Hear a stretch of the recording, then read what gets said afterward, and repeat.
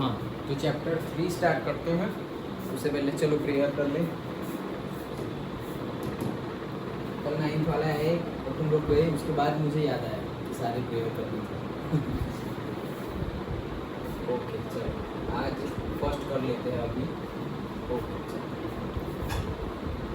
हे अंतर्यामी परमात्मा, मुझे किसी भी देहधारी जीवात्मा का किंचित मात्र अहम न लुटे, न भाया जाए या भाने के प्रति अनुमोदना न की जाए, ऐसी परम शक्ति मुझे किसी भी देहधारी जीवात्मा का किंचित मात्र भी अहम न लुटे, ऐसी स्याद्वार वाणी, स्याद्वार वर्तन और स्याद्वार मनन करने की परम शक्ति।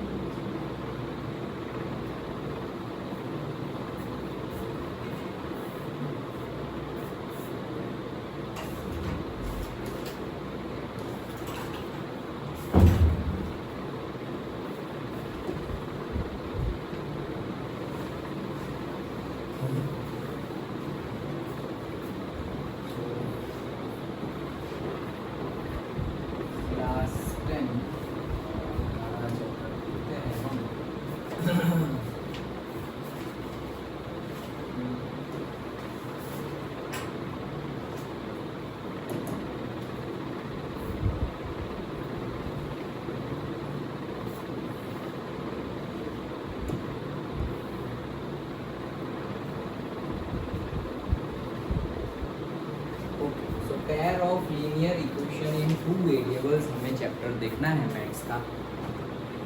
अब लीनियर इक्वेशन इन 1 वेरिएबल हम देखे थे पहले के स्टैंडर्ड्स में, लीनियर इक्वेशन इन 2 वेरिएबल भी देखे थे, but pair linear equation in 1 variable देखे थे और से क्वाड्रेटिक इक्वेशन देखा था। यहाँ पर क्या है, 2 वेरिएबल में मतलब x और y दोनों होगा। पहले हम लीनियर इक्वेशन इन 1 वेरिएबल देखते थे, मतलब से 2x + 5 = this लाइक दैट, उसको हम एक इक्वेशन के तौर पे लिखते थे। मतलब क्या है, तो पोलिनोमियल ही पोलिनोमियल चैप्टर हमने कंप्लीट किया। सो पोलिनोमियल है, अभी पोलिनोमियल में सिर्फ एक होते हैं linear, quadratic and cubic. Okay, that means कौन से बेस पे ये है बाइफर्केशन, उसकी मैक्सिमम पावर के बेस पे। दैट मीन मैक्सिमम पावर को क्या बोलते हैं हम, डिग्री ऑफ द पोलिनोमियल। तो डिग्री ऑफ द पोलिनोमियल के बेस पे 3 types are there, linear polynomial, quadratic polynomial और से क्यूबिक पोलिनोमियल। सो देखते हैं हम पेयर ऑफ लीनियर इक्वेशन में 2 variable class 10 maths chapter 3 pair of linear equations in 2 variables.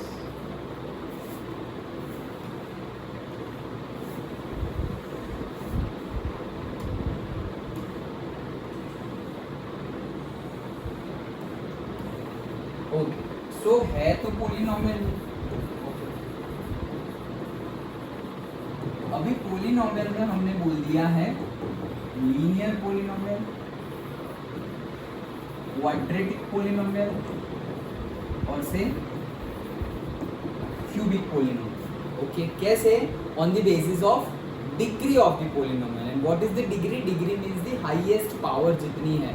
Okay, इसका अगर जनरल इक्वेशन हम लिखे इन 2 वेरिएबल्स तो हम क्या लिख सकते हैं, से ax + by + c = 0 in 2 variables. 2 variable है x और y, 2 वेरिएबल है। लीनियर है क्योंकि x की पावर भी 1 है, y की पावर भी, मैक्सिमम पावर क्या है, 1 है।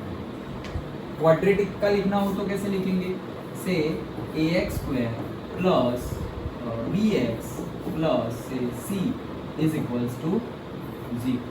तो ये क्वाड्रेटिक हो गया, लेकिन ये 2 वेरिएबल है या 1 वेरिएबल? ये 1 वेरिएबल है क्वाड्रेटिक, बट कौन से में है? 1 वेरिएबल में।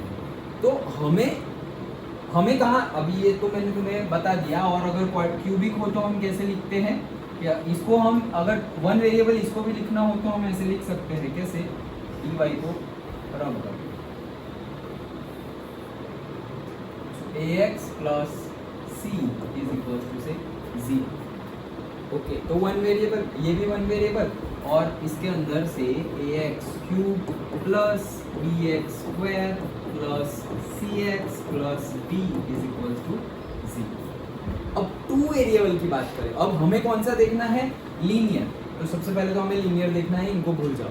मतलब कि हमारे इक्वेशन में कभी भी स्क्वायर क्यूब वैसी टर्म्स आएगी नहीं पूरे चैप्टर में, ये पूरे चैप्टर में वैसी टर्म्स आएगी नहीं, ये तो समझ में आ गया सबसे पहले। अब हमें ऐसी ही टर्म आएगी, तो क्या क्या आ सकता है? ax plus dy plus c, अभी जो मैंने लिखा था वो वाला। Okay, that is ax plus से dy plus c is equal to 0।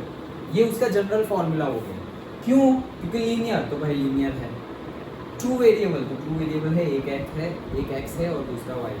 2 variable भी हो गया लीनियर पेयर ऑफ लीनियर। अभी देखो वापस, linear equation in 2 variable, so this is linear equation in 2 variable, but वापस क्या बोला है? Pair of linear equation in 2 variable, मतलब ऐसे एक नहीं होंगे, ऐसे 2 होंगे। Suppose a1x and b1y and say a2x plus b2y plus c is equal to 0, और से this is c1 and this is c2। Okay, तो ये हो गई पेयर ऑफ पेयर मतलब 2, कपल में 2। ओके, समझ में आया? ओके, सो हमें इसके बारे में पढ़ना है, मतलब ये दोनों pair. Okay, pair of linear equation in 2 variable. समझ में आया चैप्टर का? अभी तो नेमिंग ही हम देख रहे हैं कि किसके हिसाब से बताया गया है, फिर पूरा अलजेब्रा ही है, हमें सॉल्व करते रहना है, वैल्यू डालो, ग्राफ बनाओ, ये वो। बहुत इजी चैप्टर है, बहुत ही इजी चैप्टर है। ओके, इतना समझ में आ गया हमें करना क्या है, क्या होगा, हमारे इक्वेशंस कैसे होंगे, ऐसे इक्वेशन। चलो स्टार्ट करते हैं। हाँ,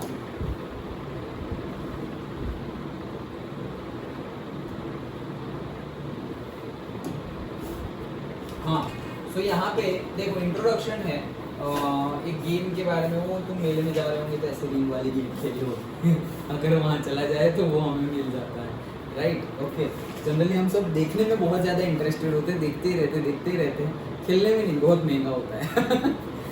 ओके, चलो। सो और इसमें ट्रिक्स भी होती है। ये जो नीचे का पैड होता है ना, उसके नीचे पर्टिकुलर सरफेस बनाई जाती है, सो दैट वो रिंग जैसे ही गिरेगी ना, तो ऐसी होगी, ऐसी कोई चीज़ होगी तो वहाँ अटक जाएगी। लेकिन ऐसा साबुन और ऐसा सब रखा हुआ होगा ना, पैसे रखे हुए होंगे, साबुन रखा होगा, तो इसके ऊपर रिंग गिरेगी और ऐसे जंप कर देगी। कहीं पर भी तुम फेंको, वो जंप करके दूसरी जगह चली जाएगी। हाँ, अगर दूसरी जगह साइड में फेंको तो ऐसे चांसेस है कि जंप करके वो यहाँ चली जाए, लेकिन हम ऐसा करेंगे नहीं, हम तो वहीं मारेंगे जहाँ पे दिख रहा है। लेकिन यहाँ पे उल्टा करना होता है। ओके, आसपास फेंकना होता है, मतलब यहाँ फेंकोगे तो शायद ये यहाँ गिरेगी तो यहीं पे, और फिर ऐसे जंप करके यहाँ चली जाएगी। कभी खेलो तो फिगर याद कर लेना। ओके, चलो। सो ये तो सिर्फ बता रहे हैं कैसे गेम खेल रहे हैं, और उसके बेस पे हमारा एक क्वेश्चंस भी है, वो जब आएगा तब हम वापस उसको पढ़ेंगे। तो देखो ये आ गया हमारा ax plus b y plus c में कुछ भी हो जाएगा, प्लस सी मतलब सी की वैल्यू क्या होगी, प्लस भी होगी या माइनस भी होगी, वॉट एवर। सो वो हमारा हो गया है क्या, पैर एक है, ये तो पैर नहीं है बट एक इक्वेशन तो मिला। सो ये क्या है, लीनियर इक्वेशन। कितने में है, 2 वेरिएबल्स, अंडरस्टूड? ओके, चलो तो स्टार्ट करते हैं। यहाँ पे हमें 2-3 मेथड्स पढ़नी है पूरे चैप्टर्स में। ओके, एक है हमारी सबसे पहली ग्राफिकल मेथड। सबसे पहली कौन सी है, graphical method of a solution of pair of linear equations. मतलब कि ग्राफिकल मेथड मतलब ग्राफ के बेस पे हमें बताना पड़ेगा कि सॉल्यूशन क्या है। So for this chapter you have to bring the graphs also. Okay, here I am explaining, so need today अगर तुम्हारे पास नहीं है तो कोई बात नहीं, बट जब तुम्हें प्रैक्टिस करनी होगी तो ग्राफ चाहिए होंगे। वैसे भी कर सकते हो, बट जब तुम्हें वैसे कर सकते हो कैसे, यहाँ पे जैसे क्वेश्चंस अभी हम देखेंगे तो तुम्हें पता चलेगा कि ग्राफ के बिना भी हो सकते हैं। ओके, लेकिन जहां पे हमें कोऑर्डिनेट्स फाइंड करने को बोले, मतलब without graph you can check के दो लाइन है वो इंटरसेक्ट कर रही है, इंटरसेक्ट नहीं कर रही है, ये एक दूसरे के ऊपर ओवरलैप कर रही है। Without graph you can reach to that point particularly, but without graph अगर बोले कि इंटरसेक्ट कर रही है तो वो पॉइंट क्या कौन सा है उसके कोऑर्डिनेट बताओ, तो वो भी बता सकते हैं बट वो रफ हो जाएगा ना। ओके, एग्जैक्ट पॉइंट चाहिए हमें, मतलब 5,6 आ रहा है और हमारा ग्राफ हमने ऐसे ही ड्रॉ किया है फ्री हैंड, तो 6,6 आ गया है तो आंसर गलत हो जाएगा, एक यूनिट आगे पीछे हो गया। तो उसके लिए तो ग्राफ चाहिए ही, तो पूरे चैप्टर हमें ग्राफ से ही करने हैं। पूरा चैप्टर नहीं, सिर्फ चैप्टर की ये फर्स्ट मेथड जो है वो ग्राफ से करनी है। और एक मेथड थी क्रॉस मल्टीप्लिकेशन मेथड, वो सिलेबस में से रिमूव कर दी गई है, तो तुम्हें ये मेथड पढ़नी है, graphical method. Then you have to learn the substitution and then elimination, chapter will be over. Okay, अच्छा है, गुड और इजी चैप्टर है, ध्यान दो अच्छे से। चलो तो कैसे करते हैं, डायरेक्टली हम जाएंगे, ये पहले ध्यान में रखो। अच्छा, ये भी इम्पोर्टेंट है। हाँ, क्या है देखो, द लाइंस में intersect in a single point. देखो हमारे पास दो इक्वेशंस है, पेयर ऑफ लीनियर इक्वेशन है, पेयर मतलब दो, तो दो इक्वेशंस है हमारे पास। अब इक्वेशन को हम एज अ लाइन रिप्रेजेंट कर सकते हैं। ओके, ये तो हमने 9th में भी किया था, इक्वेशन को लाइन में रिप्रेजेंट कैसे, दो पॉइंट ढूंढ लो इक्वेशन के ऊपर से जो पॉइंट वो लाइन पे हो, और फिर वो दो पॉइंट को कनेक्ट कर दो, अभी हम सीखेंगे वापस। ओके, कनेक्ट कर दो तो वो इक्वेशन बन गया, वो इक्वेशन को रिप्रेजेंट करने वाली लाइन बन गई। तो दो इक्वेशन है तो दो लाइन बनेगी। अब ये दो लाइन है तो उससे 3 possibilities are there. Which 3 possibilities are there? First possibility, the line में intersect in a single point, मतलब कि लाइन ऐसे करके ऐसे, ये एक इक्वेशन वाली लाइन है, ये दूसरी है, सो उसने यहाँ पर ऐसे इंटरसेक्ट कर दिया है। इन this case the pair of equation has a unique solution, और उसको हम ऐसे भी बोलेंगे that is consistent pair of equation. Okay, तो यूनिक सॉल्यूशन है, यूनिक मतलब एकदम अलग, एक ही सॉल्यूशन मिलेगा। कौन सा सॉल्यूशन है? ये जो पॉइंट है वही सॉल्यूशन है, मतलब कि वो पॉइंट अगर हो गया 2,3, तो अगर तुम ये इक्वेशन में 2,3 डालोगे तो भी वो सेटिस्फाई करेगा, और ये दूसरे इक्वेशन में 2,3 डालोगे तो भी वो सेटिस्फाई करेगा, क्योंकि वो यूनिक सॉल्यूशन है दोनों। देखो ये अभी जो मैं बोल रहा हूँ वो सब वेरीफाई, वो सब न्यूमेरिकल में हम करने वाले हैं, ये तो मैं सिर्फ तुम्हें वर्बली बता रहा हूँ, न्यूमेरिकल में यही चीज करनी है। ओके, तो मैं फिर से बताऊंगा, लेकिन ध्यान अच्छे से दो। देन सेकंड सॉल्यूशन, सेकंड क्या हो सकता है कि दे लाइंस में भी पैरेलल, लाइन क्या हो सकती है? पैरेलल हो सकती है, ऐसी इंटरसेक्टिंग हो सकती है, पैरेलल भी हो सकती है, ऐसी ऐसी, दो लाइन पैरेलल हो गई, मतलब कोई सॉल्यूशन ही नहीं है। इंटरसेक्ट करेंगे तो सॉल्यूशन मिलेगा ना, इंटरसेक्ट ही नहीं किया तो सॉल्यूशन कहाँ से मिलेगा? So the line may be parallel, in this case equations have no solutions, equation have no solutions and here has a unique solutions, और इसको क्या बोला जाता है? Inconsistent pair of equation, inconsistent pair of equation कहा जाता है। And third point, the line may be coincident, coincident मतलब क्या? ये एक लाइन और ये दूसरी लाइन, मतलब एक के ऊपर ही दूसरी बना दी, तुम्हें लगेगा कि एक लाइन है, एक लाइन नहीं है, दो लाइन है, एक के ऊपर एक है। ओके, जैसे ये तुम्हारी एक बुक है और उसके ऊपर ही दूसरी बुक ऐसे मैथ्स की रख दी, तो मैं ऐसे ऊपर से टॉप व्यू में देखूंगा ना तो मुझे लगेगा कि मैथ्स की एक बुक है, एक बुक नहीं है, दो बुक है, साइड व्यू में से देखेंगे तो पता चलेगा कि दो बुक है। वैसे एक के ऊपर ही दूसरी, ओवरलैपिंग जिसे हम बोलते हैं, एक के ऊपर दूसरा, ओवरलैपिंग। ओके, वैसी लाइनें हैं, सो the line may B overlapping और से coincident line. In this case equation have infinitely many solutions, बहुत सारे सॉल्यूशन हो सकते हैं। क्यों? क्योंकि एक मैंने कोई पॉइंट ले लिया तो वो ये एक लाइन को भी सेटिस्फाई करेगा और उसके नीचे जो है उसको भी सेटिस्फाई करेगा, क्योंकि दोनों एक ही है, ऊपर ही दूसरा है, तो फिर दोनों को ही सेटिस्फाई करेगा।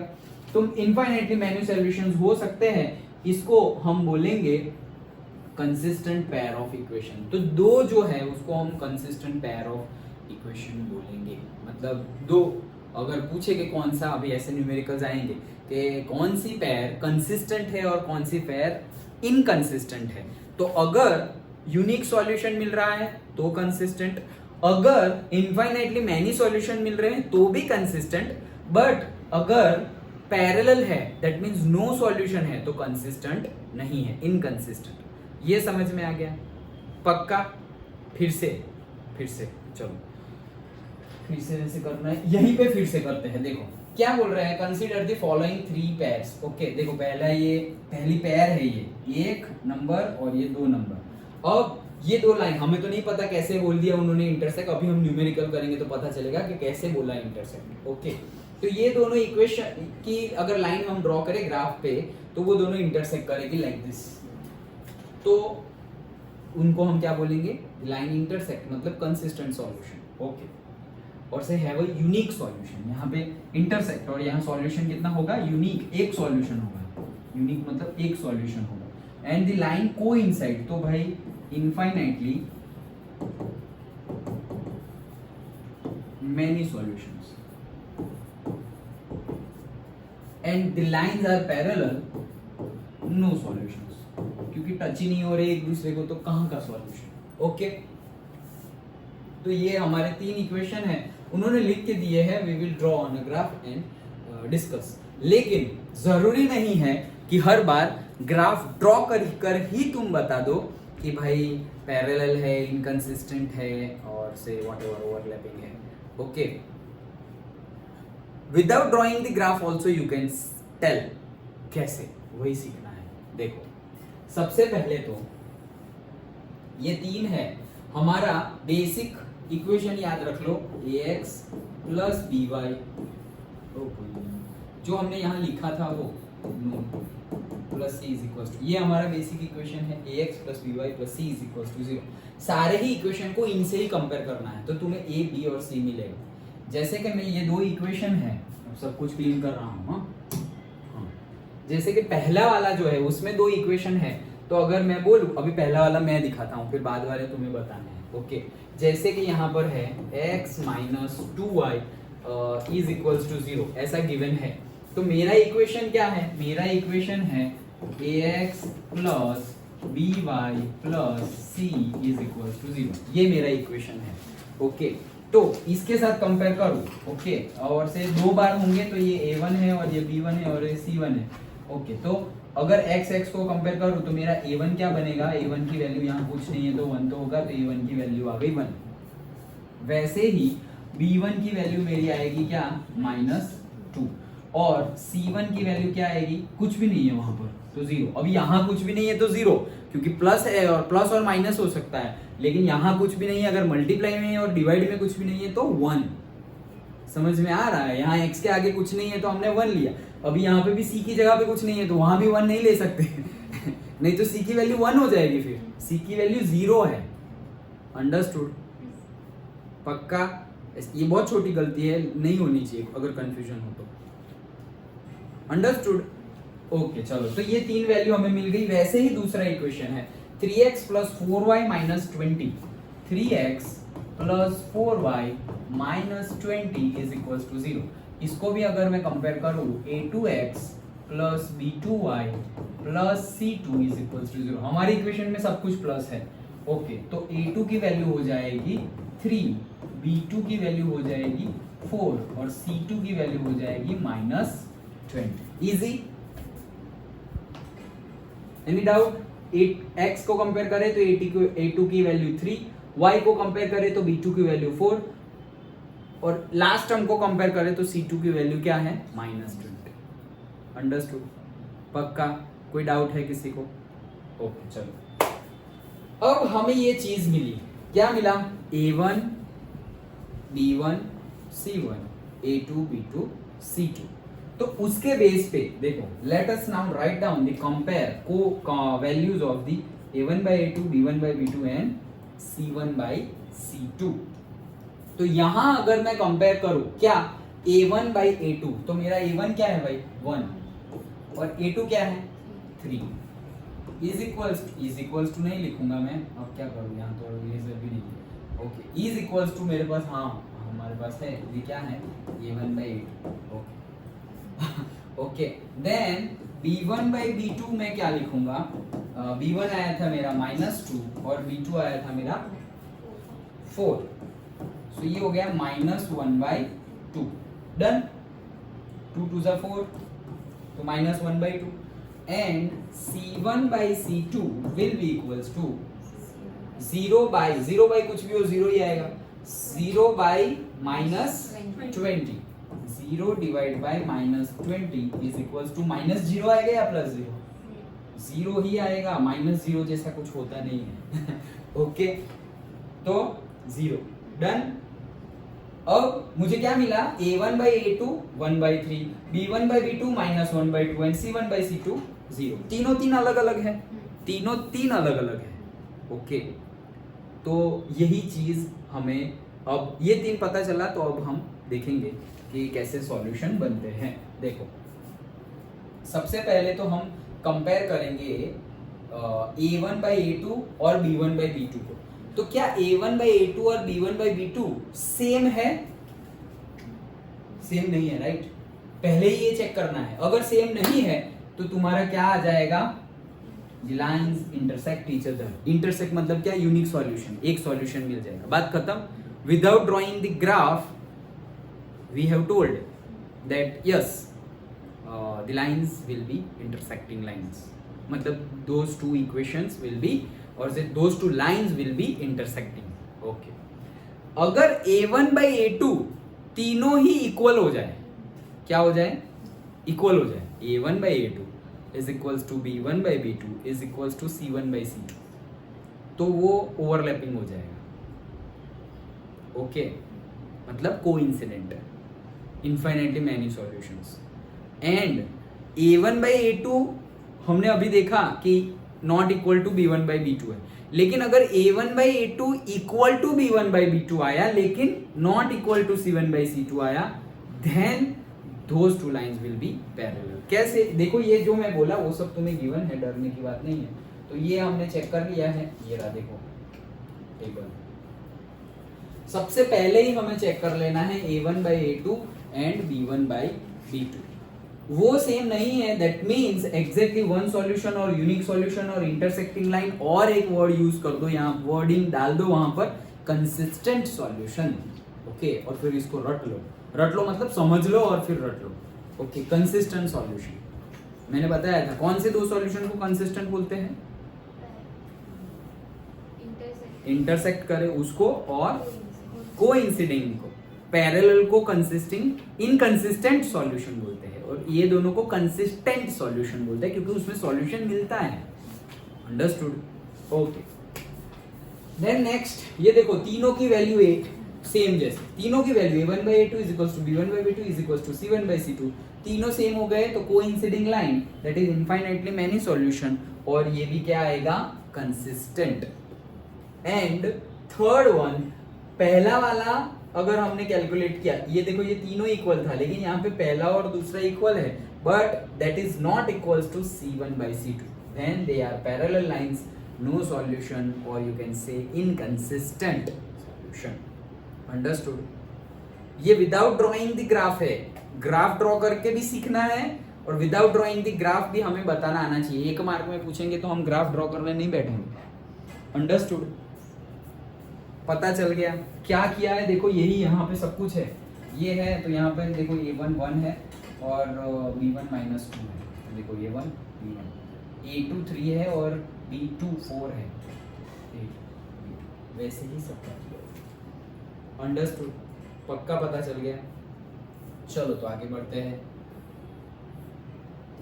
Example number 1, check graphically whether the pair of equations this and this is consistent, if so solve them graphically. okay, चलो करते हैं, बोलना तुम लोग, इसको रब करते हैं।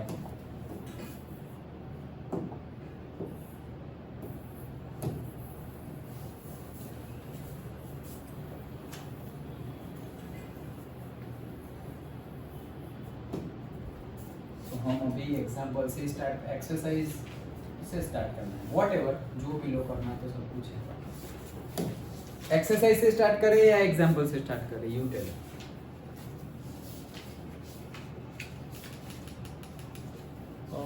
कैसे है एग्जाम्पल, तुम लोगों से हो जाएंगे तो फिर हम डायरेक्ट एक्सरसाइज पे जाएंगे, देन डाउट्स हो तो एक्सरसाइज, वापस एग्जाम्स होते हैं, ये हो जाएगा ये सब चंपा, ओके हो जाएगा। चलो एक्सरसाइज से स्टार्ट करते हैं। ओके एक्सरसाइज से ही स्टार्ट करते हैं, और पुरानी बुक में शायद एक्सरसाइज कुछ दूसरी होगी, हाँ तो वो नहीं है। ओके चलो तो एक्सरसाइज से ही स्टार्ट करते हैं। हम क्या बोल रहे हैं, सबसे पहले ये बहुत इंपॉर्टेंट है, क्या इक्वेशन बनाना। स्टूडेंट को यही नहीं आता, मतलब वही कंफ्यूज हो जाते हैं। न्यूमेरिकल गिनना आता है, सर इक्वेशन दे दो फिर हम आगे न्यूमेरिकल गिन लेंगे, लेकिन ऐसे प्रॉब्लम स्टेटमेंट दिया हुआ हो तो इक्वेशन नहीं बनेगा, तो वो प्रैक्टिस से आएगा। इसके लिए कुछ ऐसा कुछ नहीं है कि मैं तुम्हें दे दूँ और तुम कर लो, वो प्रैक्टिस ही करनी पड़ेगी। एटलीस्ट कंटिन्यूअसली 3 डेज, सिर्फ 3 दिन कंटिन्यूअसली आधा घंटा दो। ये देखो प्रॉब्लम है और प्रॉब्लम का सॉल्यूशन है, बट हमें उसको टाइम देना पड़ेगा। हम क्या करते हैं, प्रॉब्लम के साथ साल भर बैठे रहते हैं और फिर बोलते हैं 1 साल हो गया लेकिन फिर भी ये नहीं आता। 1 साल हो गया, साल तो अपने तरफ से टाइम तो अपनी स्पीड से जा रहा है। तुमने कितना टाइम दिया वो पर्टिकुलर प्रॉब्लम को? कुछ नहीं, सिर्फ हमने बोला प्रॉब्लम है। अरे सॉल्यूशन में कितना टाइम दिया? ओके तो अगर प्रॉब्लम है तो पर्टिकुलरली 3 डेज सिर्फ तुम्हें यही एक्टिविटी करनी है, 30 मिनट और सिर्फ 15 मिनट, सिर्फ 15 मिनट्स। ओके कंटिन्यूअसली 3 डे मतलब 45 मिनट्स में यू विल बी, और कंटिन्यूअसली 1 घंटा कर दो। एक दिन 1 घंटा बैठ के सिर्फ इक्वेशन ही बनाते रहो। एनसीईआरटी में जितने इक्वेशन है वो बना डालो, कोई रेफरेंस बुक उठाओ, गूगल पे से उठाओ, प्रीवियस ईयर क्वेश्चन पेपर, सिर्फ इक्वेशन बनाओ। न्यूमेरिकल सॉल्व नहीं करना है, सिर्फ इक्वेशन बनाना है, फिर इक्वेशन सॉल्व करना तुम्हें आ जाएगा। लेकिन 1 घंटा दो, सिर्फ 1 घंटा। वो 1 घंटा देना पड़ेगा। हमने 1 घंटा भी नहीं दिया है, प्रैक्टिस नहीं की है, और फिर हम बोलेंगे कि नहीं आता, तो नहीं आएगा। जो चीज़ प्रैक्टिस से आएगी वो प्रैक्टिस से ही आएगी, नहीं तो नहीं आएगी। ड्राइविंग सीखने जाओ तुम, सपोज 4 व्हील सीखने जाओ, तो 1 दिन में थोड़ी आ जाएगा। एक समझ में आएगा कि अच्छा ऐसे करना है, ऐसे करना है, ऐसे करना है। फिर तुम्हें खुद चलानी पड़ेगी कितने टाइम, तब जाके तुम कर सकते हो, और वो भी बहुत ज़्यादा प्रैक्टिस चाहिए वैसी, तब जाके तुम थोड़े मास्टर टाइप बन जाओगे कि भाई हाँ कोई तुम्हारे ऊपर भरोसा करके तुम्हारी गाड़ी में पीछे बैठे, अच्छा ठीक है चलाओ। नहीं तो बोलेंगे नहीं नहीं नहीं भाई तुम मत आना तुम मत चलाओ, हम चला लेंगे, या तुम्हारे गाड़ी में नहीं आना। कॉन्फिडेंस आना चाहिए ना, वो कॉन्फिडेंस पहले तुम्हें आना चाहिए, तब दूसरों को आएगा। ओके समझ में आया? तो प्रैक्टिस करनी पड़ेगी। ये मैं पहले से इसलिए बता रहा हूँ क्योंकि ये प्रॉब्लम्स मैंने देखे हैं स्टूडेंट्स के। सो स्टूडेंट्स इक्वेशन दिया हो तो सॉल्व कर देते हैं। इसमें गिवन होगा, ये देखो ये प्रॉब्लम स्टेटमेंट है, अब देखो यहाँ पे डायरेक्टली इक्वेशन गिवन है तो ये तो ऐसे ही कर देंगे। ओके यहाँ पर भी इक्वेशन गिवन है, ये भी ऐसे कर देंगे। अब ये देखो वापस स्टेटमेंट, तो बनाओ इक्वेशन। यहाँ पर इक्वेशन गिवन है, यहाँ पर भी इक्वेशन गिवन है। तो in some numericals equation will be given and some will not be given. You have to assume that equation will not be given. तभी तुम प्रैक्टिस करोगे, अदरवाइज पूरा चैप्टर टफ लगेगा। हाँ ये एक छोटी बात भी तुमने नहीं की तो पूरा चैप्टर टफ लगेगा। बिटर ट्रूथ है ये, कड़वा सच, कि भाई ये इसका क्या है, हमें चलेगा नहीं चलेगा। फिर तुम्हारा लक पे चला जाएगा गेम, कि इक्वेशन दे दिया तो तुम्हारे सपोज 4 मार्क है वो आ गए, और इक्वेशन नहीं दिया तो 4 मार्क्स चले गए। वो लक पे गेम चली जाएगी। मेहनत पे रखो, लक पे तो फिर डर लगेगा, क्या होगा। मेहनत पे होगा तो डर नहीं लगेगा, अरे देख लेंगे, अभी तक किया है आगे भी कर लेंगे, लाइक दैट। समझ में आ रहा है? तो प्रैक्टिस करो, 1 घंटा दो, 1 घंटा सिर्फ इक्वेशन बनाओ। हम प्रैक्टिस करेंगे, यहाँ पर भी हम देखेंगे कैसे बनाएंगे। ओके फिर वैल्यू पुट करके देखो, हो जाएगा। ऐसा कुछ टफ है नहीं। स्टार्टिंग करो, एग्जाम्पल से स्टार्ट करो, एक्सरसाइज के करो तो हो जाएगा। ध्यान देना पड़ेगा, हमारा ध्यान एक से ज़्यादा जगह होगा तो नहीं चलेगा। क्लियर फोकस होना चाहिए, अभी पढ़ाई करनी है, पढ़ाई ही करनी है। ये न्यूमेरिकल सॉल्व करना है, ये वो नहीं आता ऐसे माला लेके नहीं बैठ जाना है। नहीं आता ओके एक्सेप्टेड, नहीं आता अब क्या करें, अब मेहनत करनी पड़ेगी, प्रैक्टिस करनी पड़ेगी। ओके करेंगे, कब करेंगे, डेली आधा घंटा ये करेंगे। ओके चलो कितने टाइम पे करेंगे, ये टाइम पे करेंगे। उतने टाइम में याद नहीं रहा तो अलार्म रख दो, अलार्म रख दिया, अलार्म बजा, क्या करना है सब कुछ छोड़ो, जो डिसाइड किया था वो करने बैठ जाओ। करने बैठो और करो ध्यान से वो सब कुछ छोड़ के, प्रैक्टिस करो। You have to do the, मतलब सिर्फ सोचते रहेंगे तो नहीं चलेगा, एक्शन में लाना पड़ेगा। ओके चलो तो स्टार्ट करते हैं एक्सरसाइज 3.1।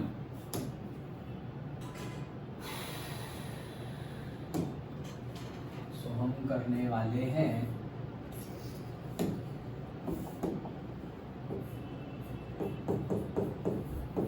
एक्सरसाइज 3.1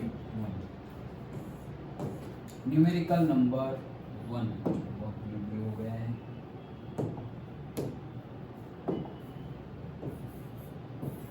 पढ़ो, कौन पढ़ेगा? पढ़ो दिशा। 10 students of class 10 took part in a mathematics quiz. If the number of girls is 4 more than the number of boys, find the number of boys and girls who took part in the quiz. Okay सबसे पहले ऐसा बोला है 10 students are there, ऐसा बोला है 10 students हैं, तो इससे ही एक इक्वेशन देखो पढ़ना पड़ेगा, हमें एनालाइज करना पड़ेगा। सबसे पहले बोला है 10 स्टूडेंट है, इससे ही एक इक्वेशन बन जाएगा। कैसे इक्वेशन बन जाएगा इससे?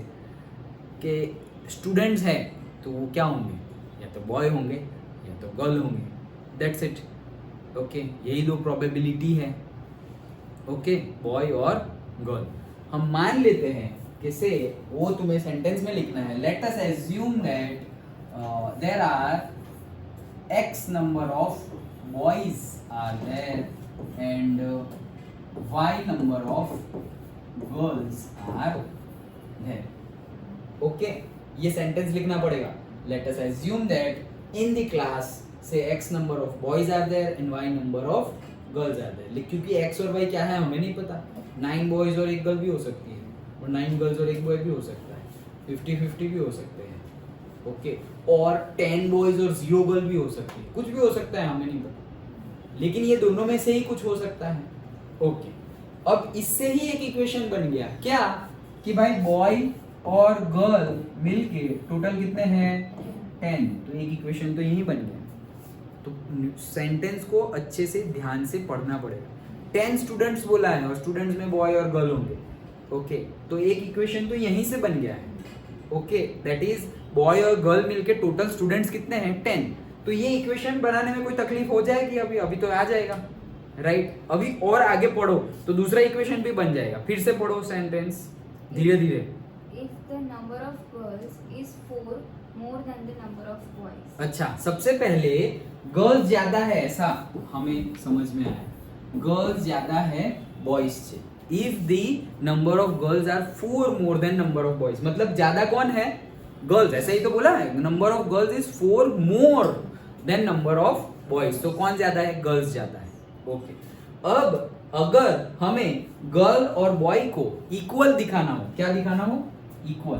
देखो नंबर ऑफ गर्ल्स 4 ज्यादा है नंबर ऑफ बॉयज से। अगर मैं बोल दूं कि दोनों को इक्वेट करना है, मुझे दोनों को क्या करना है?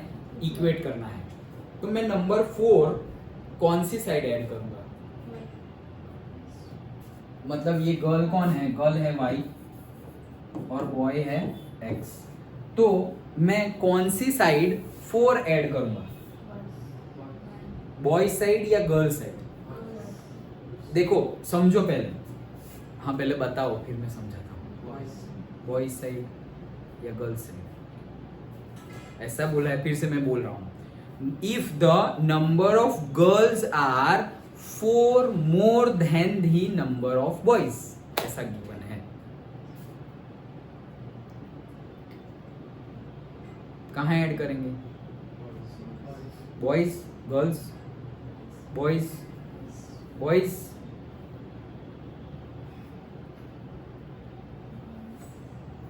गर्ल्स,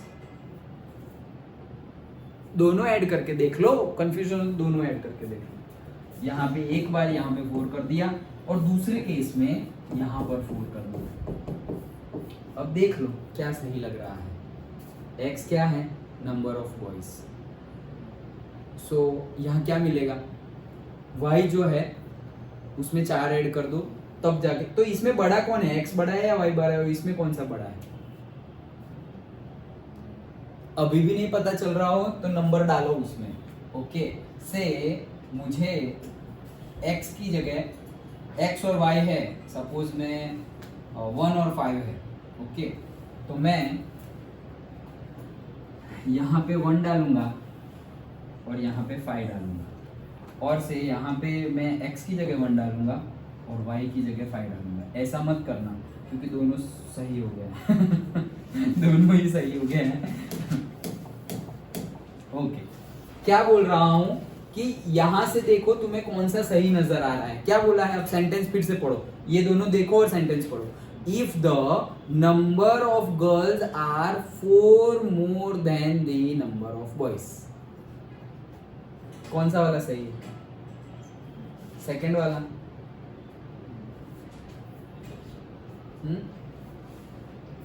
पक्का? नो, ये वाला सही है। ओके, पहला वाला कैसे? अब देखो सिंपल ट्रिक बता रहा हूं, ये तो सब हम कंफ्यूजन खेल रहे थे। ओके, एकदम सिंपल ट्रिक। सिंपल ट्रिक क्या है? सबसे पहले तुम्हें ये तो पता चल गया कौन कम है और कौन ज्यादा है। डन, एकदम सिंपल ट्रिक। दिशा के पास 5 चॉकलेट है, ओके, और तीशा के पास 3 चॉकलेट है। दिशा के पास 5 चॉकलेट्स है और टीसा के पास 3 चॉकलेट्स आर देयर, ओके। अब हम क्या बोल सकते हैं? Disha has 2 more chocolates than Tisha, ऐसा ही बोलेंगे। तुम्हारे पास ज्यादा है 2 उसकी कंपेयर में, उसके 3 है और तुम्हारे पास 5 है, तो तुम्हारे पास 2 ज्यादा है, तो ऐसा ही बोलेंगे ना। Disha has 2 more chocolate than Tisha, ऐसा ही बोलेंगे, करेक्ट। अब ऐसा समझो कि मुझे दोनों को इक्वल कर देना है, तुम दोनों को क्या कर देना है? इक्वल कर देना है। तो मैं एक्स्ट्रा 2 चॉकलेट देने वाला हूं। मैं किनको 2 चॉकलेट दूंगा सो दैट तुम दोनों इक्वल हो जाओगे? टीशा को ही दूंगा। तुम्हें दूंगा तो तुम और ज्यादा हो जाओगे, तुम 2 ज्यादा थे और 4 ज्यादा हो जाओगे कंपेयर टू टीशा। तो मैं किसको दूंगा? टीशा को, जिसके पास 3 चॉकलेट्स है उसको मैं 2 दे दूंगा सो दैट 5-5 हो गए दोनों के। अंडरस्टूड? तो टीशा रो रही थी तो रोना बंद कर दिया समझ में आ गया? सो जिसके पास कम है, इक्वेट करने के लिए, क्या करने के लिए? इक्वेट करने के लिए, दोनों को इक्वेट करने के लिए मैं जिसके पास कम है उसको दे दूंगा सो दैट इक्वल हो जाएगा। समझ में आया? ओके। अब इसमें किसके पास कम है? गर्ल्स कम है या बॉयज कम है? बॉयज कम है। तो मुझे अगर 4 नंबर ऐड करना है तो मैं जो कम है उनमें ऐड करूंगा, तब जाके इक्वेट कर सकता हूं। क्योंकि मुझे ये साइन नहीं रखनी है, girls are greater than boys नहीं रखना है, मुझे इक्वल टू दिखाना है, क्योंकि मेरा इक्वेशन इक्वल टू के फॉर्म में है ना। तो मुझे दोनों को इक्वल करना है कि ये बॉयज है और ये गर्ल्स है, और मुझे दोनों को क्या दिखाना है? इक्वल कर देना है। तो मैं कहां 4 नंबर ऐड करूंगा? Boys side. क्यों? क्योंकि बॉयज कम है, तो बॉयज को मैं 4 दूंगा, तब जाके तो 4 बॉयज ऐड करूंगा, तब जाके तो नंबर ऑफ गर्ल्स और नंबर ऑफ बॉयज इक्वल हो जाएंगे। अंडरस्टूड? पक्का पता चल गया कहां ऐड करना है? जहां पे क्वांटिटी कम हो। अंडरस्टूड? पक्का? ओके। तो क्वांटिटी बॉयज की कम है और बॉयज है x, तो मैं यहां x की साइड में 4 ऐड कर दूंगा। डन? समझ में आया? पक्का? फिर से बता रहा हूं, सबसे पहले तो तुम ये डिसाइड कर लो सेंटेंस पढ़ के कि कौन ज्यादा है और कौन कम है। तो हमें बोला है if girls are 4 more than boys, okay, तो गर्ल और बॉयज के अगर नंबर की कंपेयर करें तो गर्ल ज्यादा है। कितनी ज्यादा है? 4 ज्यादा है। ऐसा ही इसका ट्रांसलेशन होता है। तो गर्ल्स ज्यादा है, मतलब कम कौन है? बॉयज। इक्वल करना हो तो जिनके पास कम है उनको ही देना पड़ेगा, तो बॉयज को ऐड कर देंगे, बॉयज में ऐड कर देंगे, तब जाके वो लोग इक्वल हो जाएंगे। अंडरस्टूड? पक्का पता चला या किसी को डाउट है? क्योंकि ऐसा आते रहेगा, ऐसा ही आता रहेगा। समझ में आ गया? पक्का? चलो, तो मेरे पास ये 2 इक्वेशन मिल गए, हो गया, 2 इक्वेशन मिल गए, न्यूमेरिकल सॉल्व। यहां तक का ही प्रॉब्लमेटिक जो लगता था वो अब प्रॉब्लमेटिक नहीं, अब तो सॉल्व हो जाएगा। कैसे? मुझे बताना है। क्या बताना है? पढ़ो फिर से। Find the number of boys and girls who took part in the quiz. ऐसा पूछे? Find the number of boys and girls, graphically ऐसा लिखा है, ऐसा नहीं लिखा है, ग्राफिकली मतलब हमें ग्राफ में ड्रॉ करके बताना पड़ेगा। ओके सो सबसे पहले तो सॉल्यूशन कैसा है वैसा पूछा नहीं है, लेकिन फिर भी अगर करना हो तो हम ऐसा लिख सकते हैं, इसको मैं लिख सकता हूँ से x plus y is equals to 10, और इसको मैं लिख सकता हूँ x नहीं, इसको मैं अनदर वे में लिखता हूँ x plus y minus 10 is equals to 0, और इसको मैं कैसे लिखता हूँ x minus y plus 4 is equals to 0। समझ में आया? सब कुछ एक ही साइड लिख रहा हूँ। ओके तो जो प्लस माइनस हो वो कर देना है। ओके अब अगर इसकी कंपेयर करें तो मेरा a1 है 1 और b1 है 1 और c1 है -10, वैसे ही a2 है 1, b1 है -1 और c2 है 4। डन। सबसे पहले तो a1 by a2 and b1 by b2, तो भाई a1 कितना है 1, बाई a2 कितना है 1 और b1 कितना है 1 और b2 कितना है -1, तो ये नॉट इक्वल टू आ गया। करेक्ट, नॉट इक्वल टू मतलब यूनिक सॉल्यूशन। हमने बोला ना पहले तो यही चेक करना है, a1 by a2 ये नॉट इक्वल टू है ना, क्योंकि ये साइड 1 आया और ये साइड -1 आया, so 1 and -1 are not equal, एक प्लस है और एक माइनस है, तो there will be unique solution. Okay सिर्फ इस a1 a2 b1 a1 b1 c1 a2 b2 c2 coefficient की वैल्यू निकाल के भी without doing the graphical solution also, before that you can tell that there will be unique solution and they are intersecting each other. Understood? पक्का पता चल गया? Sure? Okay चलो, तो ये तो हमने सीखा वही है। अब हम ग्राफ कैसे ड्रॉ करते हैं वो सीखते हैं, और ये सब कुछ हम यहाँ से मिटा देंगे।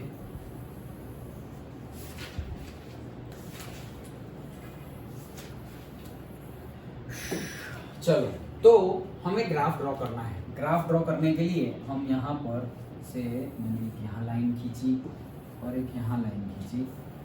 थोड़ा अभी हम फिर टाइम पास नहीं करना है, इसीलिए चलो ट्राई करते हैं।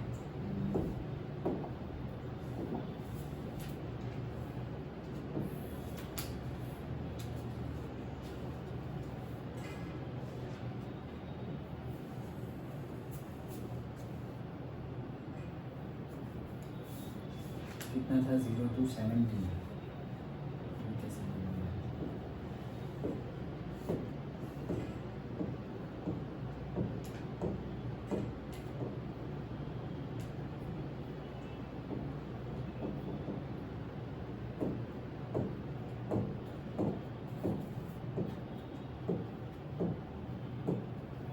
ओके इसको बंद करो। ये है मेरा से 0, बहुत बड़ा 0 है।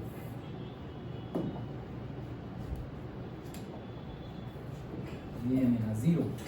Okay this is 1 2 3 4 5 6 7 8 -1 -2 -3 -4 -5 -6 -7 -6। Done. Okay थोड़ी वर्टिकल लेते हैं।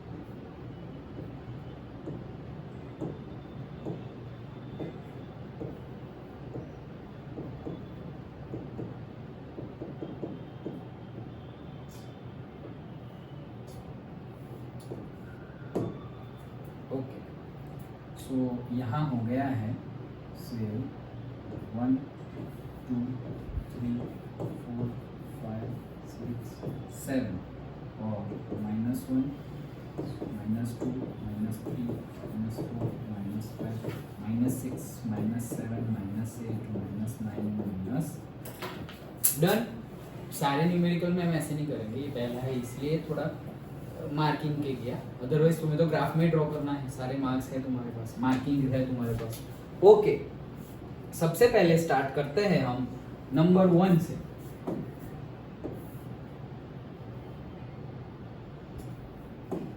हाँ, तो हमारा फर्स्ट इक्वेशन है x plus y minus 10 is equal to 0। इसको हमें ग्राफ पे ड्रॉ करना है, कोऑर्डिनेट सिस्टम में एक लाइन। मैंने बोला ना कि दो इक्वेशन तो दो लाइन बनेगी, कैसे लाइन बनेगी वो देखते हैं। चलो, सबसे पहले तो हमें से x और से y की वैल्यूज लेनी है। ओके, अगर मैं x की वैल्यू 0 ले लूं, x की वैल्यू क्या ले लूं, 0 ले लूं, तो y कितना होगा, देखो x plus y minus 10 is equal to 0। अगर x की वैल्यू 0 ले ली तो 0 plus y minus 10 is equal to 0, therefore y is equal to 10। Done. तो हम नहीं लेंगे ये, क्यों, क्योंकि अभी मेरा 7 तक ही है। ओके नहीं तो ले सकते हो तुम ग्राफ में तो, लेकिन हम यहाँ नहीं लेंगे, हम कुछ और लेते हैं।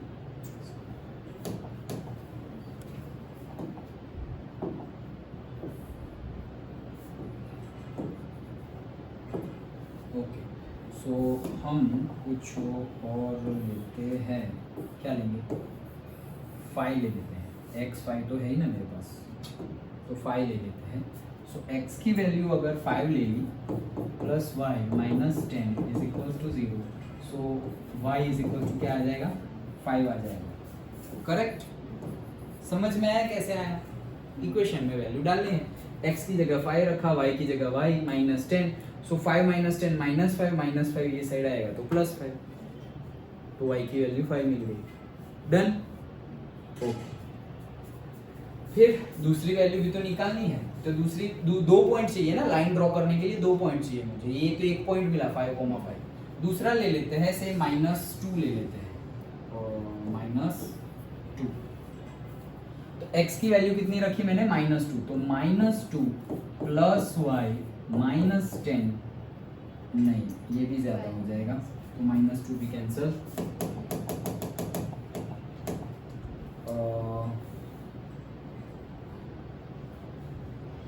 y की वैल्यू, x कहाँ तक है, 8 तक है, तो y की वैल्यू ले लेते हैं हम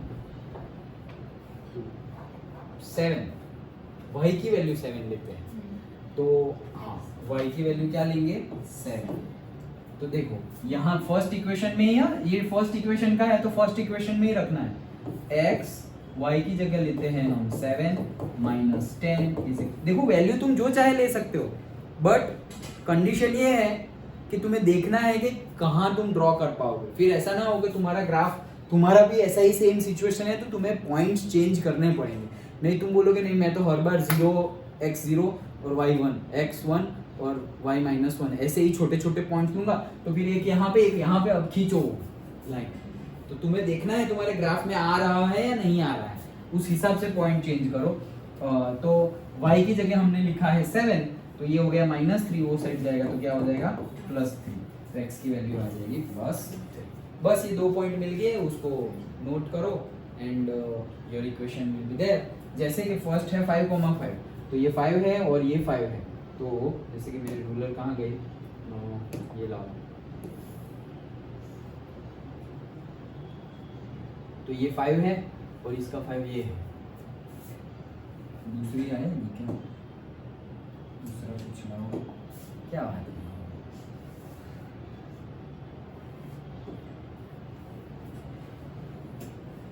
हाँ तो ये है मेरा पॉइंट, समझ में आया, चलो जाओ तुम लोग। हाँ, सो दिस इज माय पॉइंट, कौन सा है 5,5, और दूसरा है 3,7,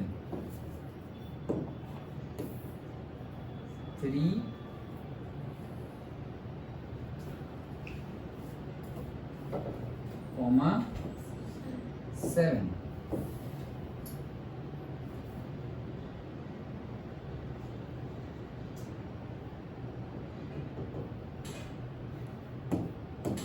ये 3,7 बन गया। अब इन दोनों को कनेक्ट करना है हमें लाइन से।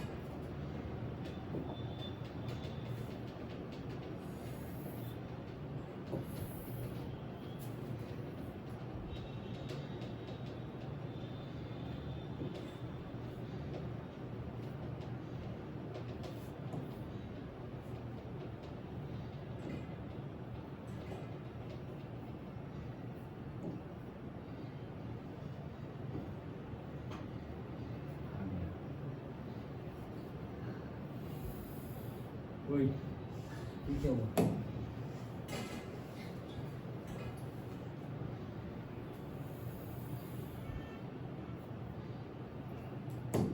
So this is my one line. ये जो लाइन है that represents x plus y minus 10 equals to 0, ये वाली लाइन समझ में आया?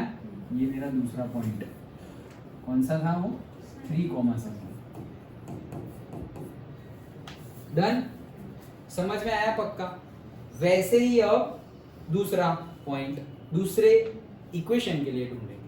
डन, ये पक्का पता चल गया पहले के लिए क्या किया हमने, डिफरेंट डिफरेंट पॉइंट रखे। सबसे पहले मेरा फेवरेट तो है 0 ही रख दो। ओके, तो यहाँ 0 रख दिया लेकिन हुआ नहीं, क्यों? यहाँ 0 रखेंगे तो y की वैल्यू 10 आएगी और y 10 मेरे पास अभी है नहीं तो ड्रॉ कर देता 10,0। 10,0 मतलब 0 ही है, तो वो y के ऊपर 10 जो है वही मेरा पॉइंट है। ओके, तो मेरे फेवरेट तो है x को 0 ले लो, y को 0 ले लो, x को 1 ले लो, y को 1 ले लो, x को -1 लो, y को -1 लो, यहीं पे खेलते रहो। 0 -1 +1 2 -2, वैसे इतनी ही रेंज में खेलते रहो। तो क्या है, जल्दी आ जाएगा, न्यूमेरिकल का आंसर जल्दी आ जाएगा। ये तो एकदम इजी है। फिर यहाँ पे 3/2 5/2 ऐसा कोई इक्वेशन दिया हुआ होगा तो वहाँ ले एलसीएम लो, ये करो वो करो, बहुत कॉम्प्लिकेटेड हो जाएगा। 0 ले लो, 1 और 2 लोगे, जैसे x की वैल्यू 1 ली तो ये 1 है, उसके साथ तुम्हें कैलकुलेट करना है। 0 ही लिया तो उसको गिनना ही नहीं है, फिर y का इक्वल टू जो आया वो ठीक है। फिर y को 0 ले लो एक बार, तो 1 को 0 ले लिया तो x = 10। तो 0 तो फेवरेट है। ओके, तुम लोग भी ले सकते हो, अपने फेवरेट बना सकते हो। ओके तुम्हारे पास है ग्राफ तो ड्रॉ कर देना है। अब देखो सेम वे में हम दूसरा बनाते हैं, इसको मैं इरेज कर रहा हूं। अरे यार ये कहां कर दिया?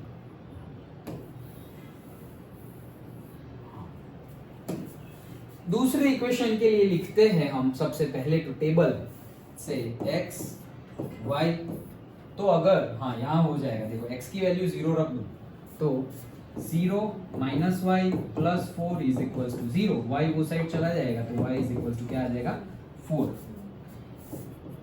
और y की वैल्यू 0 रख दूं तो क्या हो जाएगा x, y की वैल्यू 0 + 4 = 0, therefore x = -4। डन, ऐसे सिंपल हो जाएगा, 0 0 कर दोगे तो बस पॉइंट तो मिल गया है। अब तो मुझे ऐसा सब करने की जरूरत नहीं, डायरेक्ट ही पता है 0,4 तो वो कहाँ है ये, और 0, -4 x -4। डन, समझ में आया? ये 2 पॉइंट मिल गए मुझे बस।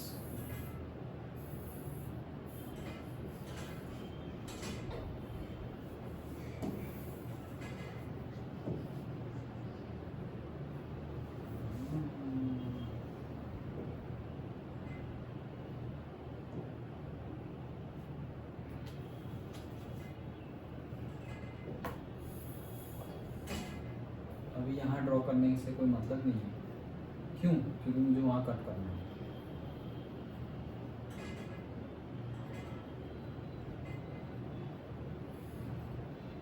देखो ये पॉइंट आया, समझ में आया? This is the intersecting point which will be 3,7। समझ में आया? x है 3 और y है 7, क्यों? 3 और 7 तो x, y, तो x 3 y 7, x था बॉय y थी गर्ल, तो 3 बॉयज एंड 7 गर्ल्स, ये हमारा आंसर हुआ। समझ में आया? अब आगे जाके हम सब्स्टिट्यूशन मेथड देखने वाले हैं।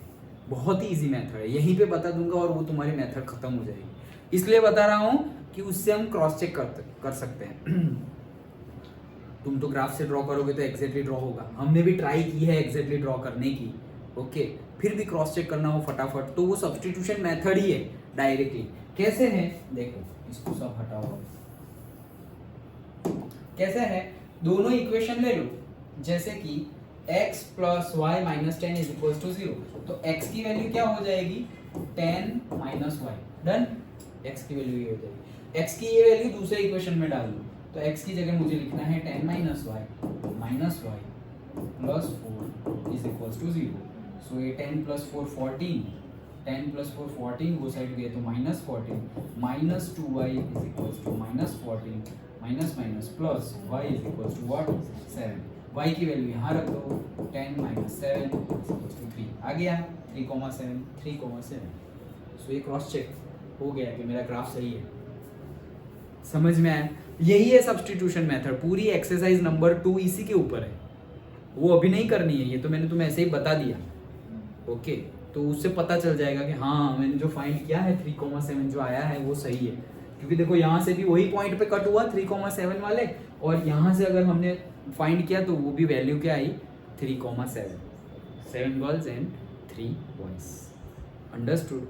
पक्का पता चला? श्योर? ओके, तो ये था पहला न्यूमेरिकल। जाते हैं न्यूमेरिकल नंबर 2 पे, 2 पर पढ़ लूं फिर तुम लोग पढ़ना वापस। 5 pencil and 7 pens together cost 50 rupees, whereas 7 pencils and 5 pens together cost this much. Find the cost of 1 pencil and that of 1 pen. Okay, graphically. तो ग्राफ ड्रॉ किया है तो हम मेहनत को पानी में नहीं डालेंगे, उसी को रहने देंगे, बाकी सबको इरेज करते हैं।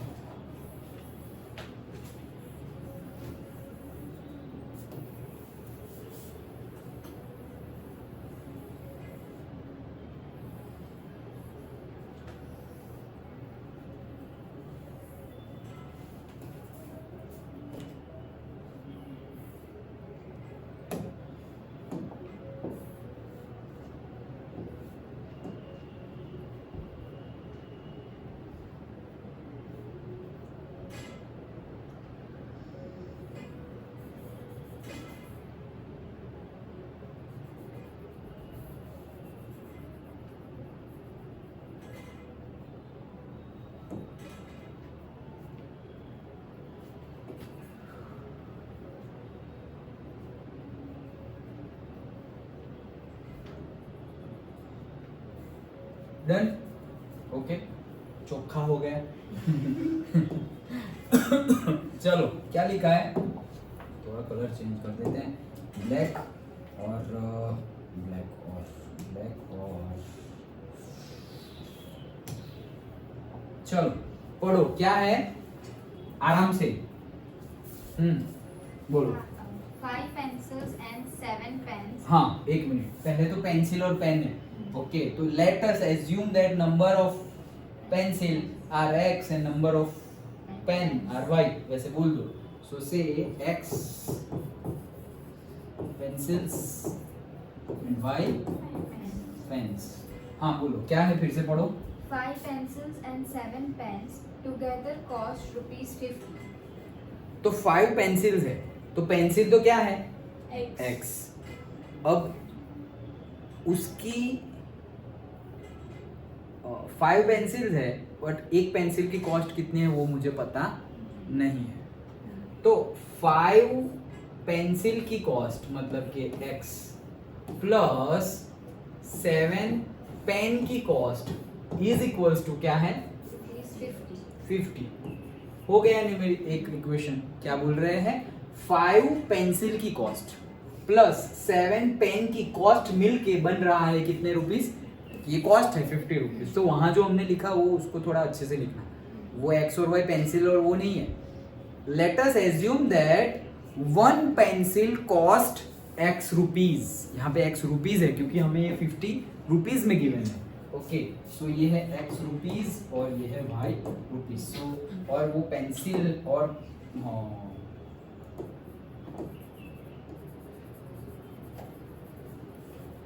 एक पेंसिल और एक पेन की कीमत है।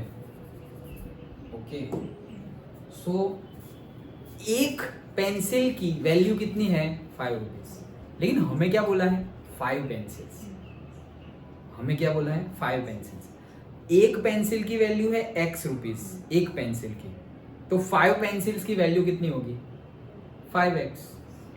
एक पेंसिल की वैल्यू है x रुपीज, तो 5 पेंसिल की वैल्यू कितनी हो गई 5 इंटू एक्स ही करेंगे हम। सपोज एक पेंसिल की वैल्यू 2 रुपीज है, तो 5 पेंसिल्स की वैल्यू कितनी होगी 10 रुपीज। तो कैसे मिला वो 5 इंटू 2 किया तभी तो मिला, तो हमने क्या करेंगे 5 इंटू एक्स। फिर एक पेन की कीमत है वैल्यू है 7 रुपीज, लेकिन वो बोल रहे हैं कि मेरे पास 7 पेन है एक नहीं है, तो 7 इंटू 2 कर देंगे, 7 इंटू वाई कर देंगे, वॉट एवर जो भी वैल्यू है, तो 7 इंटू वाई। ये लोग इकट्ठा होके कितना बना रहे हैं, कितनी कॉस्ट कर रहे हैं 50 रुपीज। डन। वैसे ही दूसरा क्या बोला है The rest 7 pencils and 5 pens together cost ₹46. बन गए 2 इक्वेशन। इक्वेशन बनाने में कहीं तकलीफ यहाँ पर समझ में आ गया कैसे बनाया। सबसे पहले तो हमने मान लिया कि पेंसिल मतलब है x और पेन मतलब y, लेकिन फिर पता चला आगे पढ़ के कि भाई यहाँ तो कॉस्ट की बात हो रही है, तो फिर हमने वापस चेंज किया। ओके, कि देख क्योंकि वहां पर क्या था भाई बॉयज मतलब x और गर्ल्स मतलब y, और x प्लस y मिलके बना रहे थे नंबर 10 स्टूडेंट। लेकिन यहाँ पर तुम बोलोगे कि पेंसिल है x और पेन है y, तो x प्लस y कर दोगे, दैट विल नॉट मेक 50 तो कॉस्ट है, और ये तो पेन और पेंसिल है। तुम्हें तो ये पूछा ही नहीं है, उन्होंने बताया है कि कितनी पेन है और कितनी पेंसिल्स है और इतनी कॉस्ट है, टोटल वो कॉस्ट है। हमने पहले ले लिया था x पेंसिल और y पेन, तो टोटल क्या होना चाहिए this much amount of pen and pencil, वही होना चाहिए। लेकिन टोटल पेन और पेंसिल नहीं गिवन है, टोटल तो उसकी कॉस्ट गिवन है, दैट्स व्हाई x और y क्या है कॉस्ट है। समझ में आ रहा है ना? पक्का? कोई डाउट हो तो पूछो। समझ में आया? सबको समझ में आ गया? ओके चलो, तो 2 इक्वेशन मिल गए हैं, बात खत्म। अब यहाँ से जैसे हम फाइंड करते थे वैसे ही फाइंड करना है। सबसे पहले इक्वेशन अगर बनाए तो उससे यहाँ x और यहाँ y ऐसे टेबल बना दो। x की जगह रख दो हमारा फेवरेट 0। ओके, तो x की जगह 0 रख देंगे तो ये पूरा 0 हो जाएगा, तो वो हो जाएगा 7y is equals to 50। Therefore y is equals to 50/7 which will be difficult to point. Okay, so हम अपना फेवरेट नंबर नहीं लेंगे।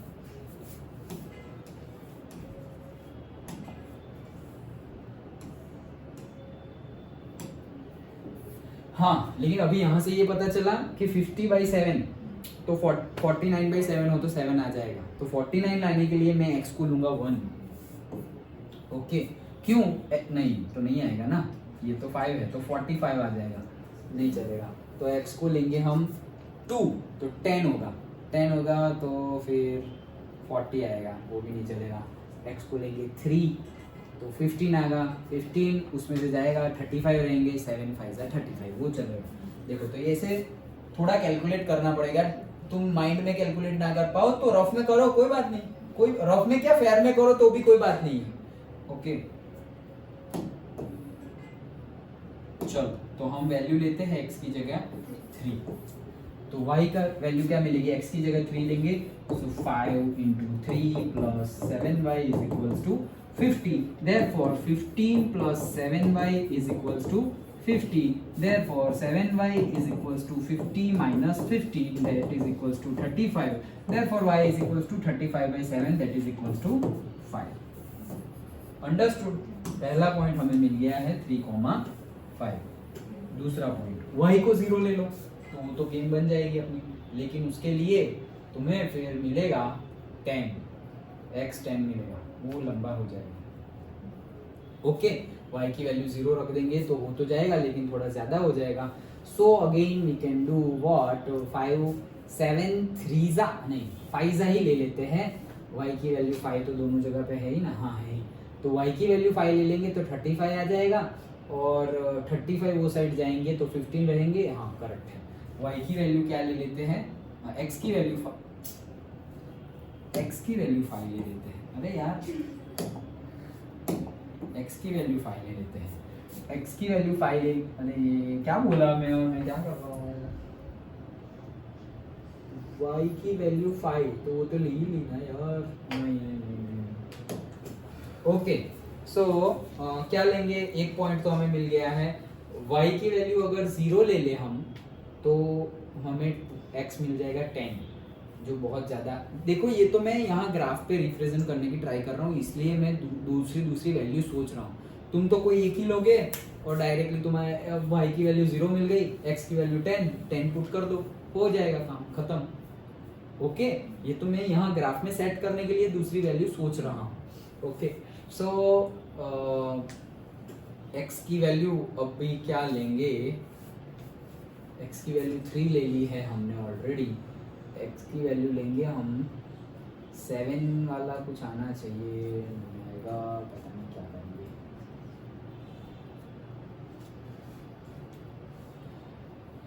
x की वैल्यू -1 लेंगे तो -5, हाँ -4, x की वैल्यू -4 तो -20 हो जाएगा, करेक्ट। -4 लेंगे तो -20 वो साइड जाएगा तो +20 हो जाएगा, हाँ हो तो जाएगा, और फिर 10 आएगा वापस, 10 हाँ हो तो जाएगा, करेक्ट है हाँ, लेकिन 10 आ जाएगा, वो 10 को लाने के लिए नहीं लाने के लिए हम ये कर रहे हैं, तो कोई बात नहीं, फिर 10 लाओ और क्या, ग्राफ को थोड़ा लंबा करते हैं हम। ओके कितनी बार हम ऐसे कुर्बानी देंगे, तो इससे अच्छा है हम बना देंगे थोड़ा x और y को 10, तो ये है ना,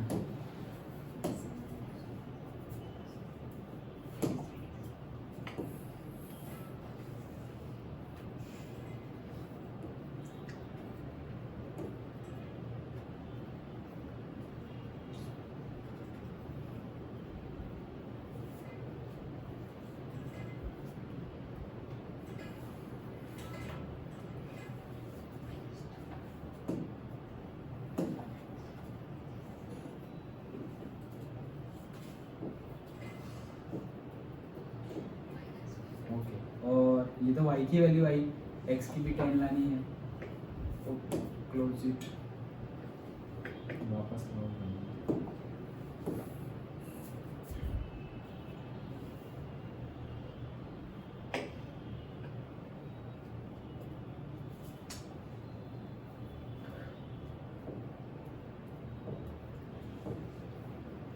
डन लो,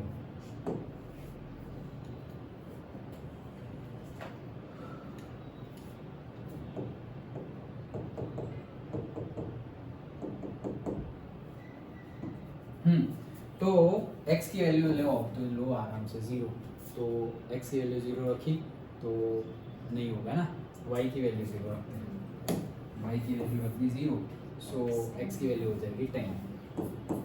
ओके सो हमारा पॉइंट है 3,5, सो यहाँ पर 3 है और यहाँ पे 5 है, अगेन रूलर लेंगे हम, ये 3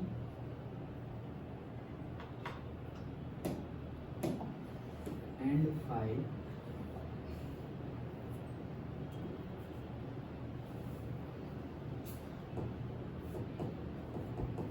ओके 3,5 एक पॉइंट मिल गया, और 10,0 तो वो तो वही पॉइंट है, तो इसको क्लोज कर दो, 10,0 ये है 7, 8, 9 और ये 10, ओके, और ये है हमारा 3,5, ये दोनों को कनेक्ट करना है।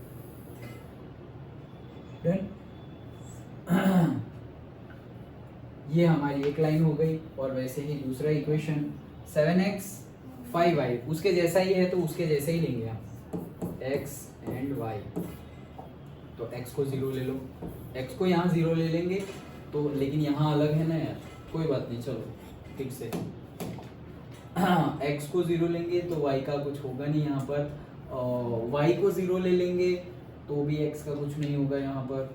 सो x को 1 ले लेंगे तो इसमें से 7 जाएगा तो 39 आएगा, वो भी काम नहीं आएगा।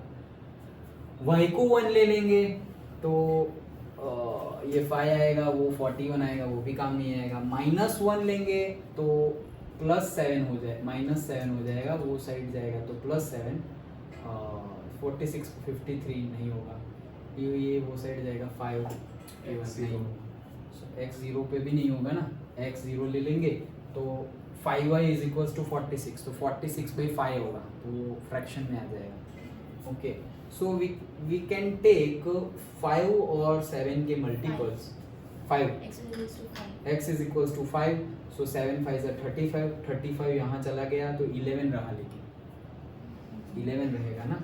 Okay, so x is equals to 3, 3 यहाँ पे 21, 21 यहाँ से चला जाएगा तो हाँ x इज इक्वल्स टू 3। देखो कैसे, x इज इक्वल्स टू 3 तो 7 multiplied by 3 plus 5y is equals to 46, ये हो गया 21 plus 5y is equals to 46, therefore 5y is equals to 25 and y is equals to 5। Okay, तो एक तो हमें पॉइंट मिल गया। वैसे ही दूसरा, ओके, अब x की वैल्यू 3 ली थी, y की वैल्यू पे ध्यान देते हैं तो y की वैल्यू 1 ले ली, 2 लेंगे तो 10 आएगा, 10 आएगा और वो साइड जाएंगे तो नहीं होगा 3, y की वैल्यू 3 लेंगे तो 15 होगा, 15 वो साइड जाएगा तो 31 नहीं होगा, 4 लेंगे तो 20 होगा, 20 वो साइड जाएगा 26 होगा, वो भी नहीं चलेगा, 5 लेंगे तो 25 होगा, वो हाँ उल्टा कर लेंगे। ओके, y की वैल्यू क्या लेंगे 5, वो तो लिए ना भाई। ओके, देन अब नेगेटिव में जाते हैं तो -3 लेंगे, -3, y की जगह -3 लेते हैं तो -15 होगा, वो जाएगा तो +15, सो ना होगा 61 नहीं आएगा। देन -3 लेंगे तो -3 ही तो लिया था तो -5 लेंगे तो +25, तो ये हो जाएगा 3 लेंगे तो 5 लेंगे तो 25 होगा, तो 5 ही आ रहा है तो नहीं चलेगा क्योंकि सर -2 ले सकते किसकी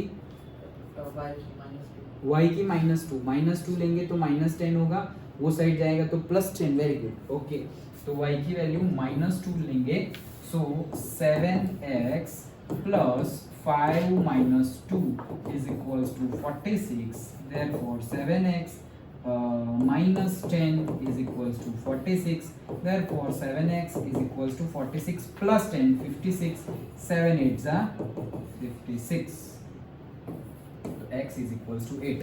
तो हमें हमारा दूसरा पॉइंट मिल गया है, 8 -2, 8 तो यहाँ पर है और -2 यहाँ पर है। ओके, 8 है हमारा यहाँ पर और -2 है हमारा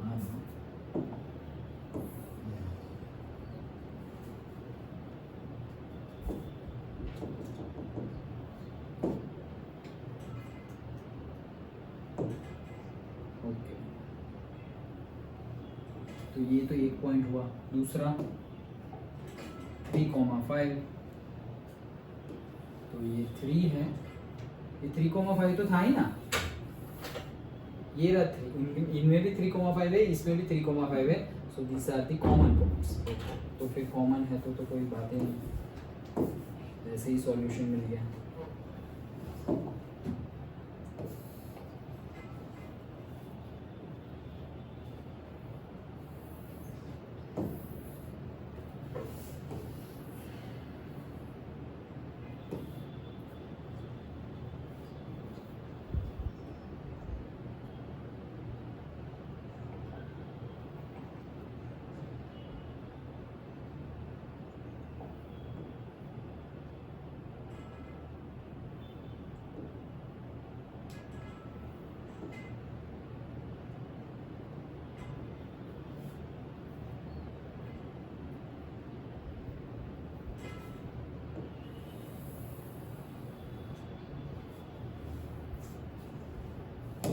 तो ये जो ब्लैक लाइन है दैट इज आवर दूसरे इक्वेशन की line.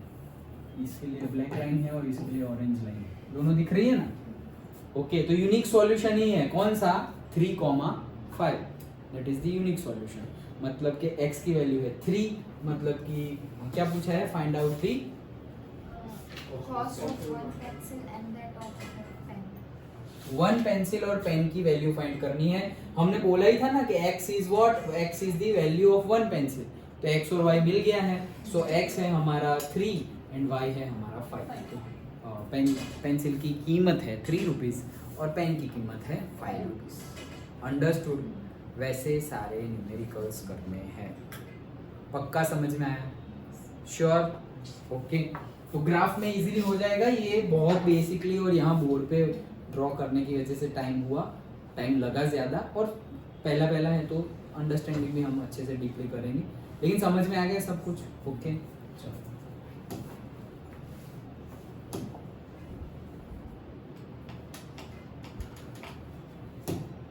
Okay, on comparing the ratios a1 by a2 b1 whether line represent one value intersect the point are parallel, intersect और coincident, डायरेक्टली बताना है, ये तो हम यही कर देंगे।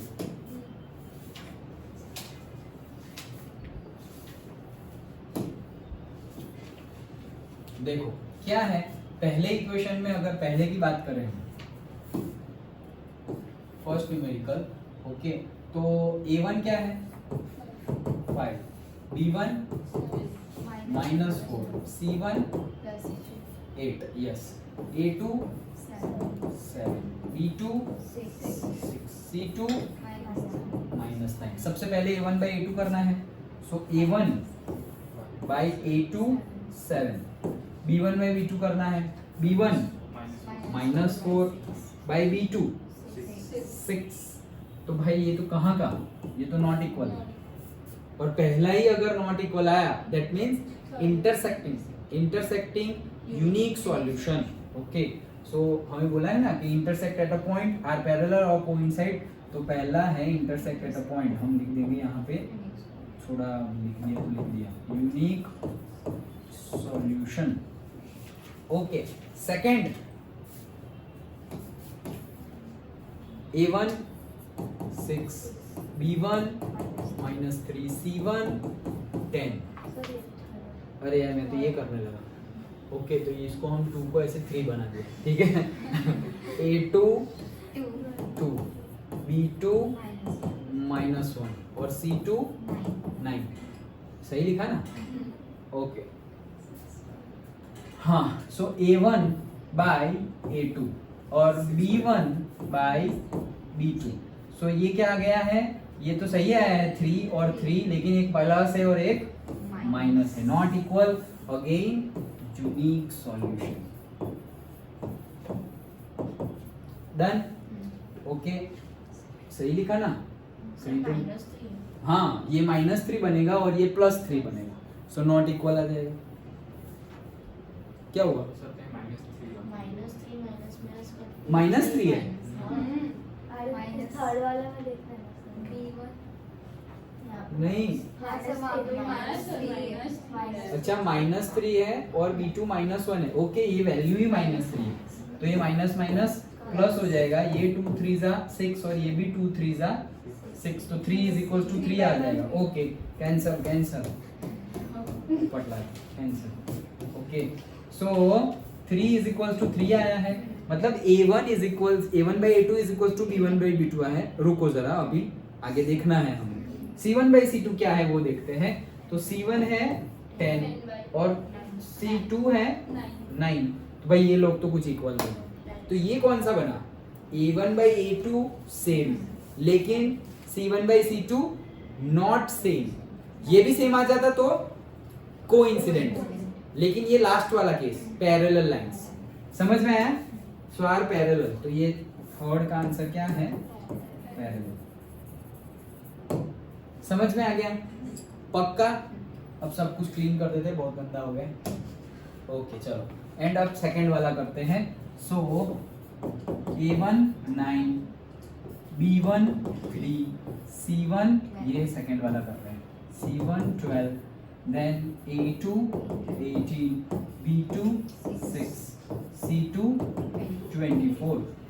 A1 by A2 that is 1 by 2, B1 by B2 वो भी 1 by 2 है, C1 by C2 भी 1 by 2 है, तो ये क्या हो गए कोइंसिडेंट। डन, समझ में आया, हो गया numerical. Next, on comparing the ratios consistent और इनकंसिस्टेंट, यही चीज करनी है, फिर से यही चीज करनी है। चलो क्लीन, पहला न्यूमेरिकल थोड़ा टाइम कम कर रहा है। हाँ, पहला numerical A1 is equals to 3, B1 is equals to 2 and C1 is equals to -5। इसको ये साइड लाना भाई, equals to 0 वाला। हाँ, then A2 is equals to 2, B2 is equals to -3 and C2 is equals to -7। Done? Okay, तो A1 by A2 that is 3 by 2, B1 by B2 that is 2 by -3, यही गलत हो गया ये तो। Okay, so not equal to आ गया है, मतलब पहला वाला केस क्या था, यूनिक सॉल्यूशन, और यूनिक सॉल्यूशन क्या होता है, कंसिस्टेंट होता है। So this is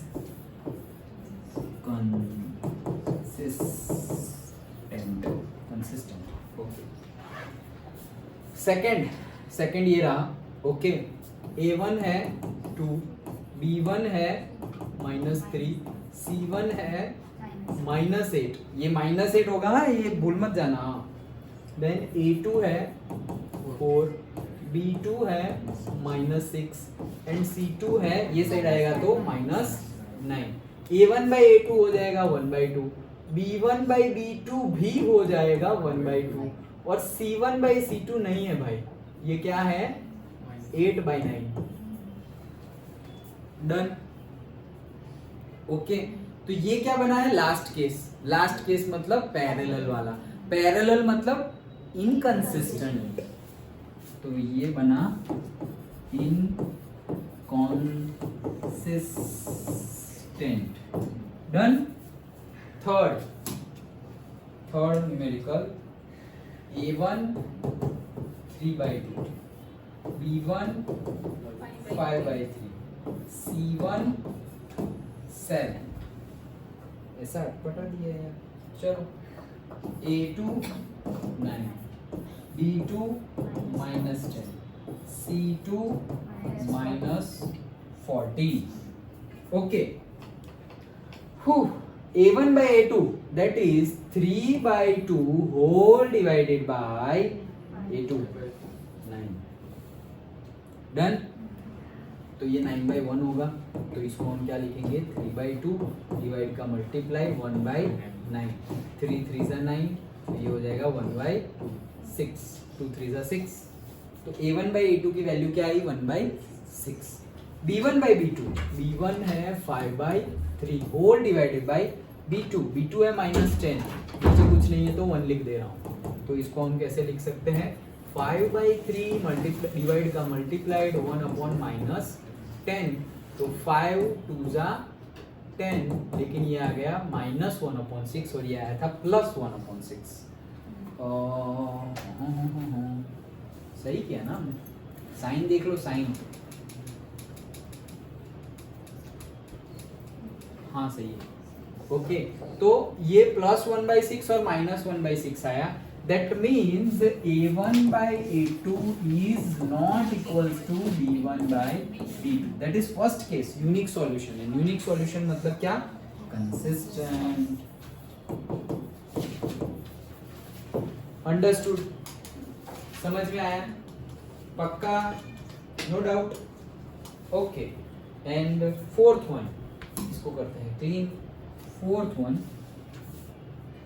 A1 5, B1 -3, C1 -11, A2 -10, B2 6, C2 +22। A1 by A2 that is 5 by -10, that is 1 by -1/2। B1 by B2 -3/6 मतलब -1/2 ही आया। C1/C2 -11 and 22 ये भी आया -1/2।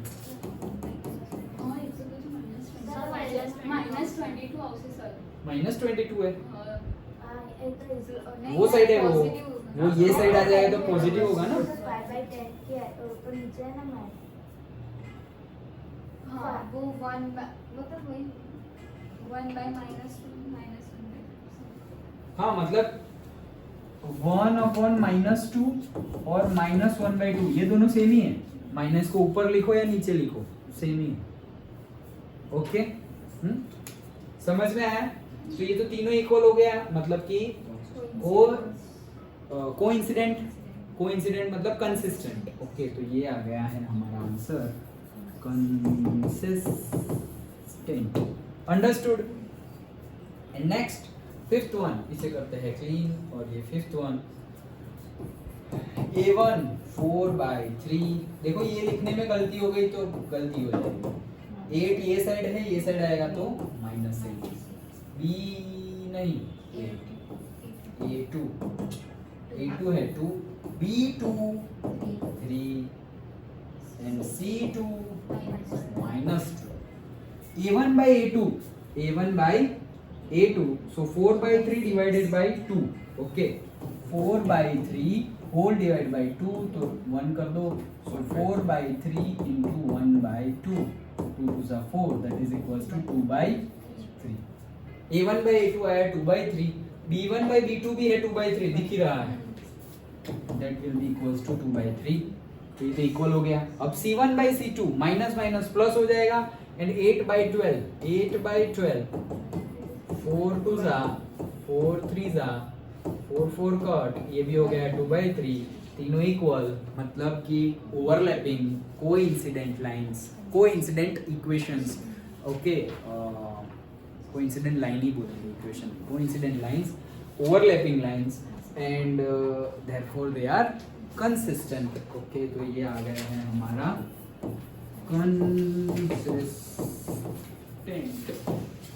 वही फाइंड करना था कंसिस्टेंट है या इनकंसिस्टेंट है। तो पहले तो तुम्हें पता होना चाहिए कि कौन सा इनकंसिस्टेंट है। तो जो पैरेलल है वो इनकंसिस्टेंट है बाकी दोनों कंसिस्टेंट है। अंडरस्टूड। पक्का पता चल गया कोई डाउट नहीं। सिंपल है राइट सिंपल है ना। हाँ तो बोलो यार जोर से। हाँ चलो विच ऑफ द ये क्या है अभी वापस वही आया है। हाँ लेकिन ऑब्टेन द सॉल्यूशन ग्राफिकली ये अब आ जाएगा तुम लोगों को राइट। क्या बोल रहे हैं which of the following pairs are consistent inconsistent if they are consistent obtain the solution. चलो पहला वाला करते हैं A1 1 B1 1 C1 -5 A2 2 B2 2 C2 -10 so A1 by A2 1/10 B1 by B2 1/2 1/2 1/2 and this is also 1/2 that means consistent that is infinitely many solutions। okay तो consistent है तो हमें graphically इसको सॉल्व करना पड़ेगा। अंडरस्टूड। तो हो जाएगा अब सॉल्व ग्राफिकली। ओके फटाफट पॉइंट निकालने हैं और सॉल्व करना है। पॉइंट भी मैं निकालता हूँ वो रखेंगे नहीं टाइम लग रहा है। ओके सो चलो पॉइंट निकालें। तो ये दो इक्वेशन है हमारे से x और से y। x की वैल्यू 0 रख दे तो y की वैल्यू 5 आ जाएगी। डन। देन y की वैल्यू 0 रख दे तो x की वैल्यू 5 आ जाएगी। मिल गए 2 पॉइंट लाइन बना दो। ओके इसका इक्वेशन हो गया। इसकी बात करते हैं। तो ये तो कोइंसिडेंट है कोइंसिडेंट लाइन है ना एक ही लाइन बनेगी। ओके तो क्या बोला है ऑब्टेन द सॉल्यूशन ग्राफिकली। चलो बताओ क्या करेंगे। ये एक लाइन बना दी इसके बेस पे। अब इसके बेस पे लाइन बनाओगे तो भी वही आएगी। तो एक ही लाइन है उसी के ऊपर दूसरी लाइन है। सॉल्यूशन क्या होगा जैसे वहां पे यूनिक सॉल्यूशन में हमारे पास एक पॉइंट मिलता था 3,5 तो 3,5 अगर पहले इक्वेशन में रखे तो भी सेटिस्फाई दूसरे इक्वेशन में रखे तो भी सेटिस्फाई। यहाँ पे इनफाइनाइटली मैनी सॉल्यूशन, कोई भी रखो सारे ही, मतलब तुम ये बोल दो ना कि 0,5 इज द सॉल्यूशन तो भी चलेगा, तुम बोल दो कि 5,0 इज द सॉल्यूशन तो भी चलेगा, क्योंकि 0,5 रखो तो सेटिस्फाई हो जाएगा। देखो x की जगह 0 रखो, y की जगह 5 रखो तो 5 इज इक्वल्स टू 5 आ गया। दूसरा रखो, x की जगह 5 रखो, y की जगह 0 रखो तो भी 5 इज इक्वल्स टू 5 आ गया। So infinitely many solutions will be there. अगर तुम वो लाइन ड्रॉ करोगे, वो लाइन पे जितने भी पॉइंट्स आएंगे वो सारे ही उसके सॉल्यूशन है, इसीलिए तो ओवरलैपिंग में इनफाइनाइटली मैनी सॉल्यूशंस बोलते हैं। Understood? Okay, next numerical number 2, a1 1, b1 -1, c1 -8, a2 a2 3, b2 -3, c2 -16. So 1/3, 1/3 and 1/2. तो लास्ट वाला case that is parallel lines, that is inconsistent, तो उसके लिए तो हमें सॉल्यूशन नहीं करना है। तो इसके लिए हम क्या लिखेंगे, पैरेलल लाइंस और say inconsistent solution. Okay, they are inconsistent solution, simple. चलो next, clean numerical number 3, a1 2, b1 1, c1 -6, a2 कहाँ गया रे, 4, b2 -2, c2 -4, 1/2 1, 1/2 -1/2 आया। देखो ये तो 1/2 है, लेकिन दूसरा आया है -1/2 which is not equal to unique solution. पहला ही अगर नॉट इक्वल टू आ गया तो यूनिक सॉल्यूशन।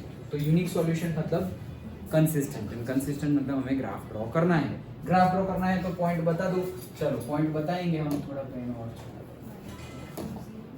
पहला चलो x एंड y, तो x की जगह 0 रख दो तो y का क्या मिलेगा 6, और y की जगह 0 रख दो तो 6 वो साइड जाएगा, y की जगह 0 रख दिया तो 3, यस। तो 0,6 एंड 3,0 दो पॉइंट मिल गए, उसकी लाइन बना दो, खत्म।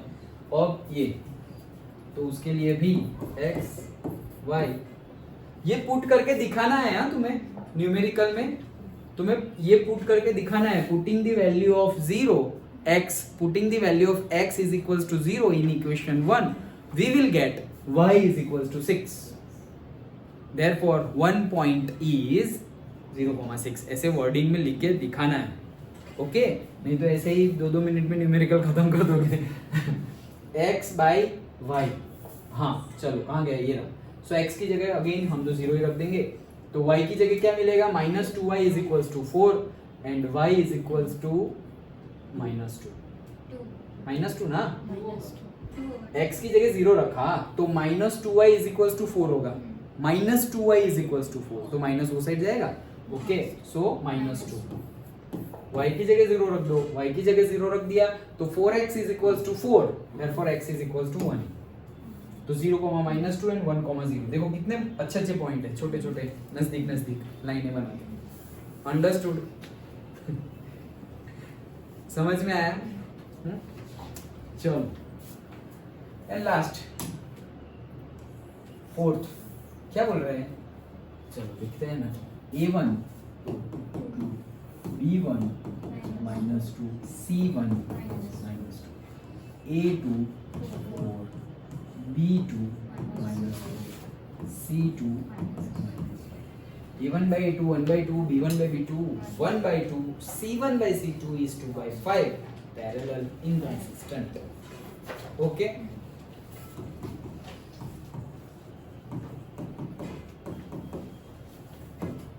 डन? आया समझ में? पक्का अच्छे से समझ में आ गया?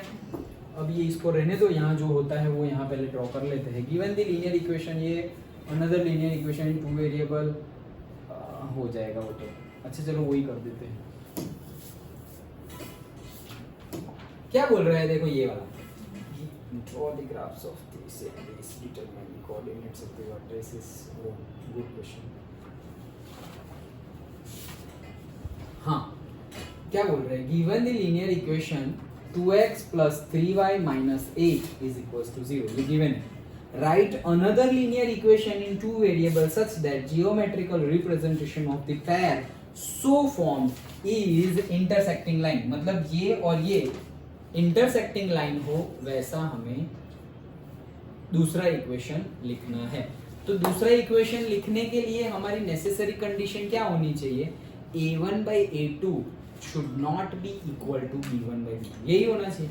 उससे तो कितने सॉल्यूशन हो सकते हैं. लिख दो कोई भी, इसको उल्टा लिख दो. 3x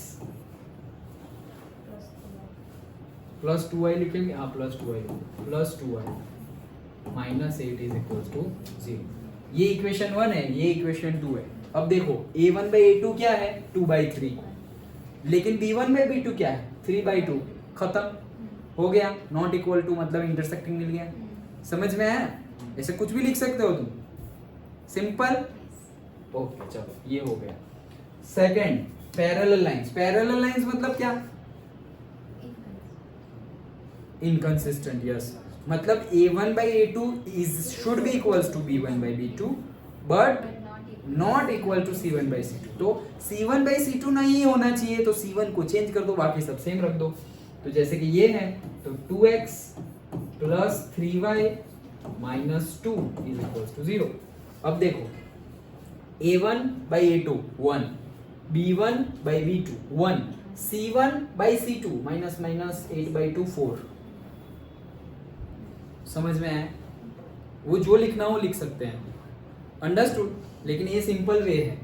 a1 by a2 b1 by b2 कर लो. तो ये भी हो गया. Third one, coincident line. उसके जैसी ही लाइन. उसके जैसी लाइन बनाने के लिए तुम ऐसा करो, मल्टीप्लाई कर दो. 2 से मल्टीप्लाई कर दो. Suppose 4x plus 6y minus 16 is equal to 0.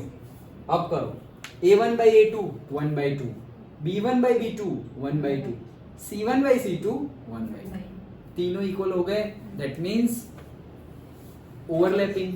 Okay, infinitely many solutions. समझ में आया? पक्का? कोई डाउट हो तो पूछो. आ गया समझ में? श्योर ना? ओके चलो. तो बहुत बढ़िया क्वेश्चन है 7th वाला, एंड दिस इज ऑल्सो बढ़िया क्वेश्चन. इसके लिए ग्राफ ड्रॉ करना पड़ेगा. ये हो जाएगा, मैं ये तुम्हें यहाँ से बता देता हूँ. But find the dimension of the garden, तो उसके लिए भी तुम्हें ग्राफ तो चाहिए ही होगा. कैसे सॉल्व करते हैं वो मैं दिखाता हूँ. चलो सबसे पहले तो अपना क्या लिखा है देखो, यहाँ सॉल्व करते हैं. फिर ग्राफ तो तुम कर ही लोगे. Fifth, half the perimeter of a rectangular garden whose length is 4 meter more than its width is 36 meter. दो इक्वेशन लिखने हैं हमें. सबसे पहले तो एक ही सेंटेंस में से दो इक्वेशन बनाने हैं. ओके, पहले पढ़ते हैं फिर से. Half the perimeter of the rectangular garden, मतलब पेरीमीटर की बात नहीं है. पेरीमीटर का भी क्या? Half. half the perimeter of the rectangular garden whose length is 4 times more than its width is 36 meter. मतलब कि एक्चुअल में एक सेंटेंस तो यहीं से बन रहा है. क्या? half the perimeter of a rectangular garden is 36 meter. समझ में है? और दूसरा इससे बन जाएगा in which length is 4 meter more than its width. Okay, दो इक्वेशन बन जाएंगे. देखो सबसे पहले ये रेक्टेंगुलर गार्डन है, ये मेरा x है, ये मेरी y है, ये लेंथ है और ये विड्थ है. ओके, पेरीमीटर, रेक्टेंगुलर का perimeter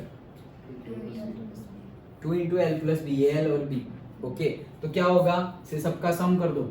x plus y plus x plus y. तो ये क्या हो गया? 2x plus 2y. ये क्या हो गया? 2x plus y. ये तो पूरा पेरीमीटर हुआ.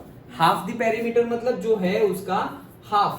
2 कट हो गया तो क्या मिल गया? x plus y. तो हाफ द पेरीमीटर कितना है? 36. तो एक इक्वेशन मिल गया, x plus y is equals to what? 36.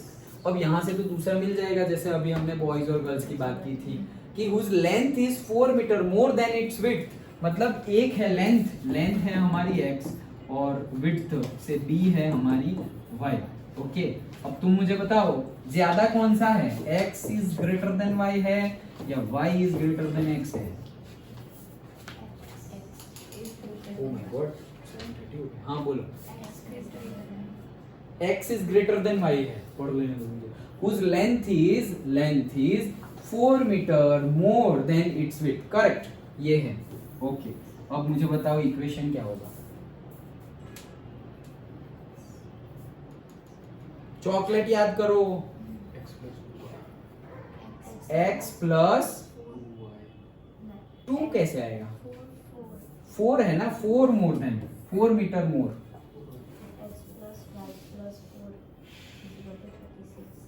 नहीं, ये तो हो गया, ये तो एक इक्वेशन खत्म।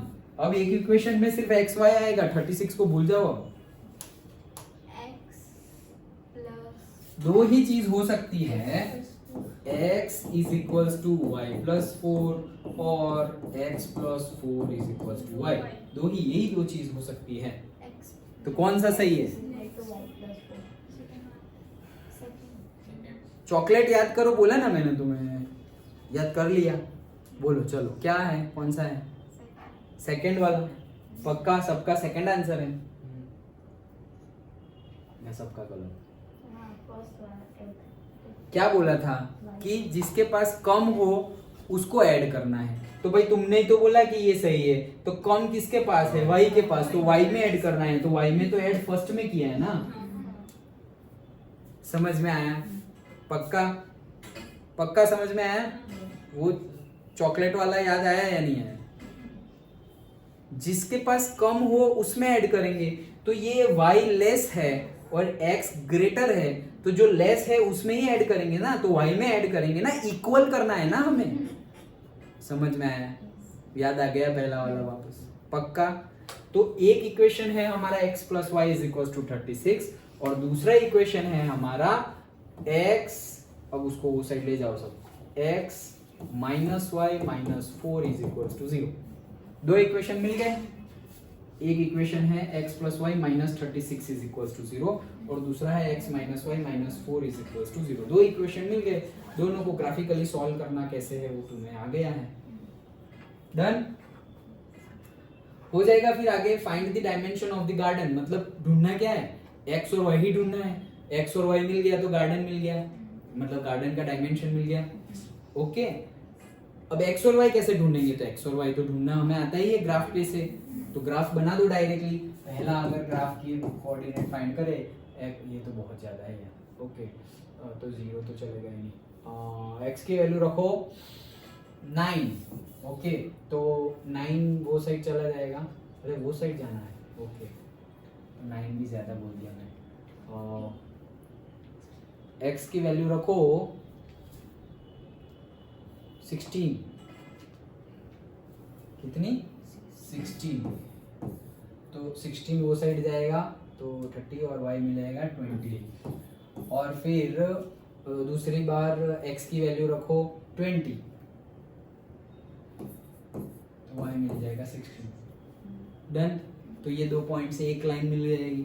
वैसे ही यहाँ पर ये छोटा नंबर है तो यहाँ पर तो चला जाएगा x y, x की जगह 0 रख दो तो y इज इक्वल टू -4 और y की जगह 0 रख दो तो x is equal to +4। 0, -4 and 4, 0।